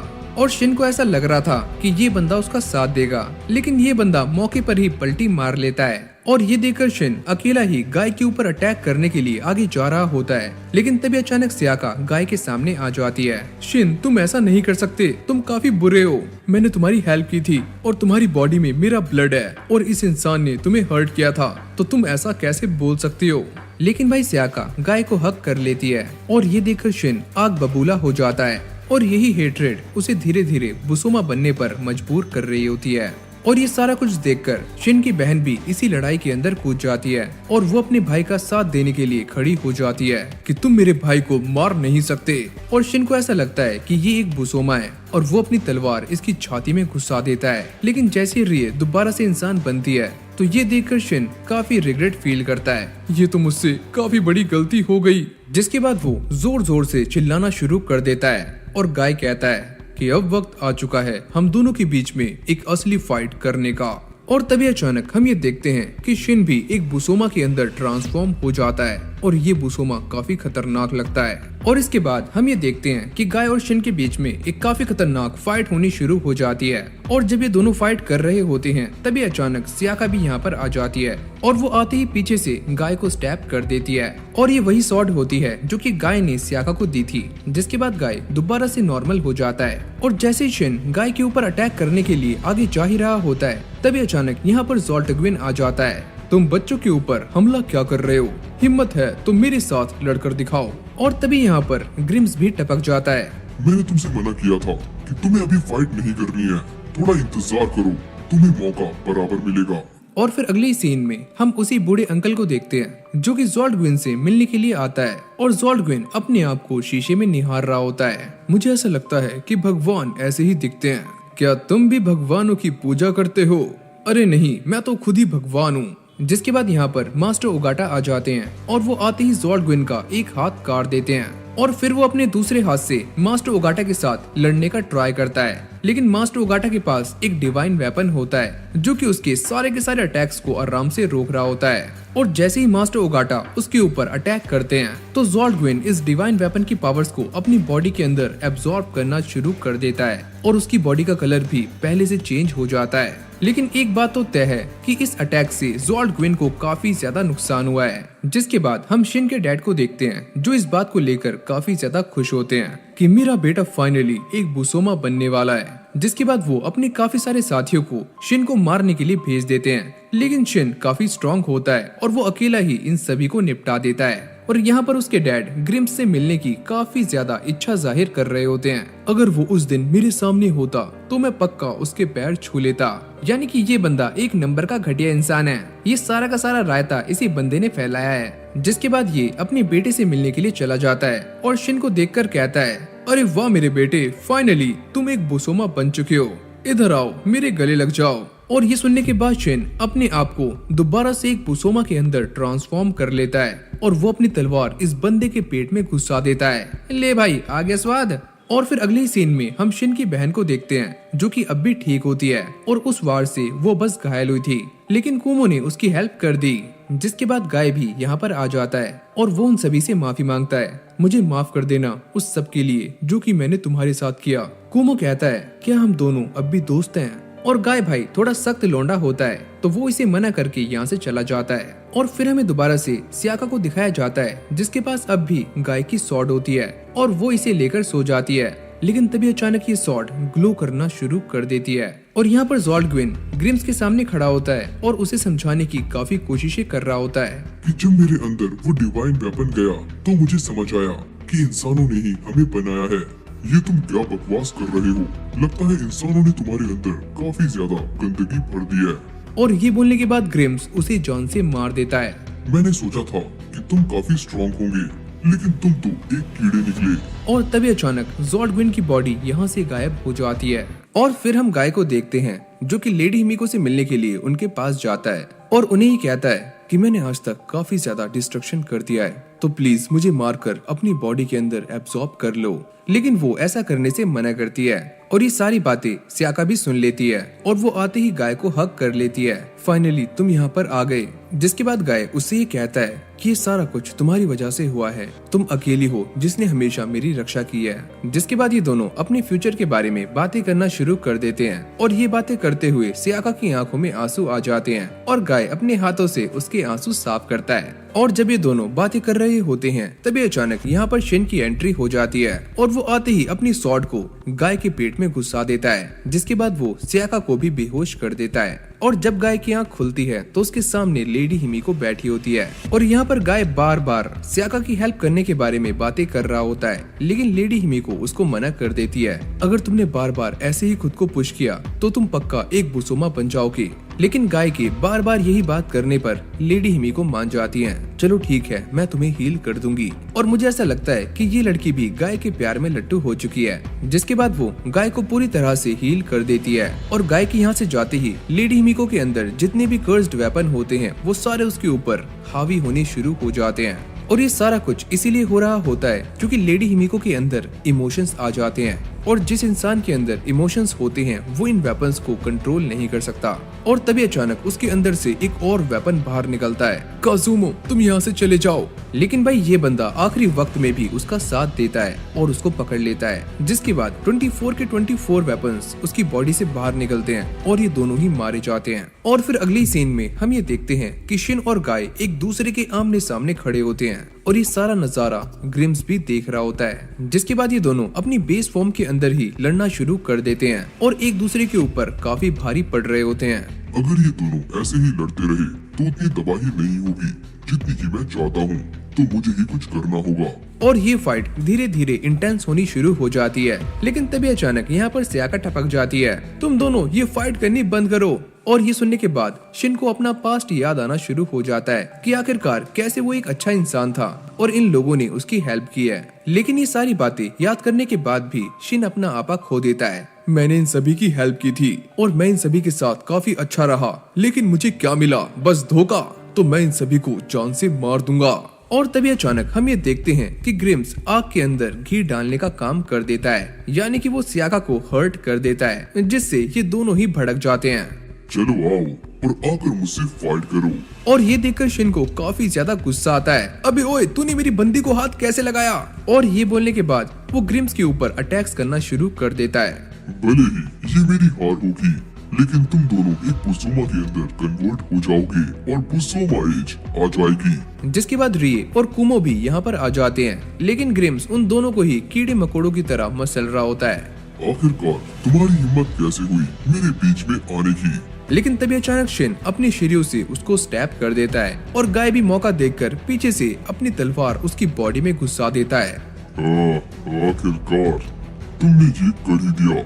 जिसके बाद हम ये देखते हैं कि शिन और गाय की बॉडी अजीब सा रिएक्ट करना शुरू कर देती है और ये दोनों ही शिरियों के अंदर ट्रांसफॉर्म हो जाते हैं और फिर ये दोनों फाइट करना शुरू कर देते हैं। और ये फाइट इतनी ज्यादा इंटेंस होती है कि पूरा आसमान चमकना शुरू हो जाता है और मास्टर ओगाटा ये कहते हैं कि सच में ये शिरियो तो काफी खतरनाक है। और यहाँ पर शिन गाय के ऊपर काफी ज्यादा भारी पड़ना शुरू हो जाता है और सारे लोग प्रे कर रहे होते हैं कि प्लीज ये सारा कुछ दोबारा से नॉर्मल हो जाए। और शिन गाय को मार मार कर उसकी हालत काफी गंदी कर देता है और ऐसा लगता है कि गाय अब मरने वाला है। और ये सारा कुछ देखकर मास्टर ओगाटा प्रे करना शुरू कर देते हैं और उनकी बॉडी से एक डिवाइन ऑरा निकलने लगती है जो कि शिन और गाय की हेल्प करती है। जिसके बाद ये दोनों एक अलग ही दुनिया में आ जाते हैं जहाँ पर शिन गाय से कहता है, तुमने मेरी काफी ज्यादा हेल्प की है और मुझे तुम्हारे ऊपर काफी ट्रस्ट है, तो प्लीज सियाका का ख्याल रखना। और ये बोलने के बाद शिन अपने आप को सैक्रिफाइस कर देता है। तुम मुझे मारकर शिर्यू की सारी पावर्स अपनी बॉडी के अंदर एब्सॉर्ब कर लो और मैं यही चाहता हूँ। और ये सुनने के बाद गाय की आंखों में भी आंसू आने शुरू हो जाते हैं, यानी कि अब इन दोनों के अंदर फीलिंग्स आ चुकी हैं और ग्रिम्स का सारा प्लान अब फेल होने वाला है। जिसके बाद यहाँ पर एक जोरदार ब्लास्ट होता है और सारा कुछ नॉर्मल हो जाता है। जिसके बाद गाय अपनी मॉम की ग्रेव के पास आता है और ये कहता है कि आप सच में काफी अच्छी थी। और फिर ये दोनों यानी कि गाय और सियाका आराम से अपनी नॉर्मल लाइफ जीना शुरू कर देते हैं और ये सारा कुछ ही दोबारा से नॉर्मल हो जाता है। और इसी हैप्पी एंडिंग के साथ हमारी शॉर्ट गाय एनिमे का सीजन 1 और सीजन 2 यहीं पर एंड हो जाता है। अगर आपको ये वाली वीडियो अच्छी लगी हो तो वीडियो को लाइक करके चैनल को सब्सक्राइब करना मत भूलना। और आपको अगली वीडियो कौन सी एनिमे के ऊपर चाहिए आप मुझे नीचे कमेंट कर सकते हो। तो चलो यार, इस वीडियो को यहीं पर एंड करते हैं और मैं मिलता हूँ आपसे एक और न्यू फ्रेश वीडियो के साथ। तब तक के लिए कीप वॉचिंग एनी सोल।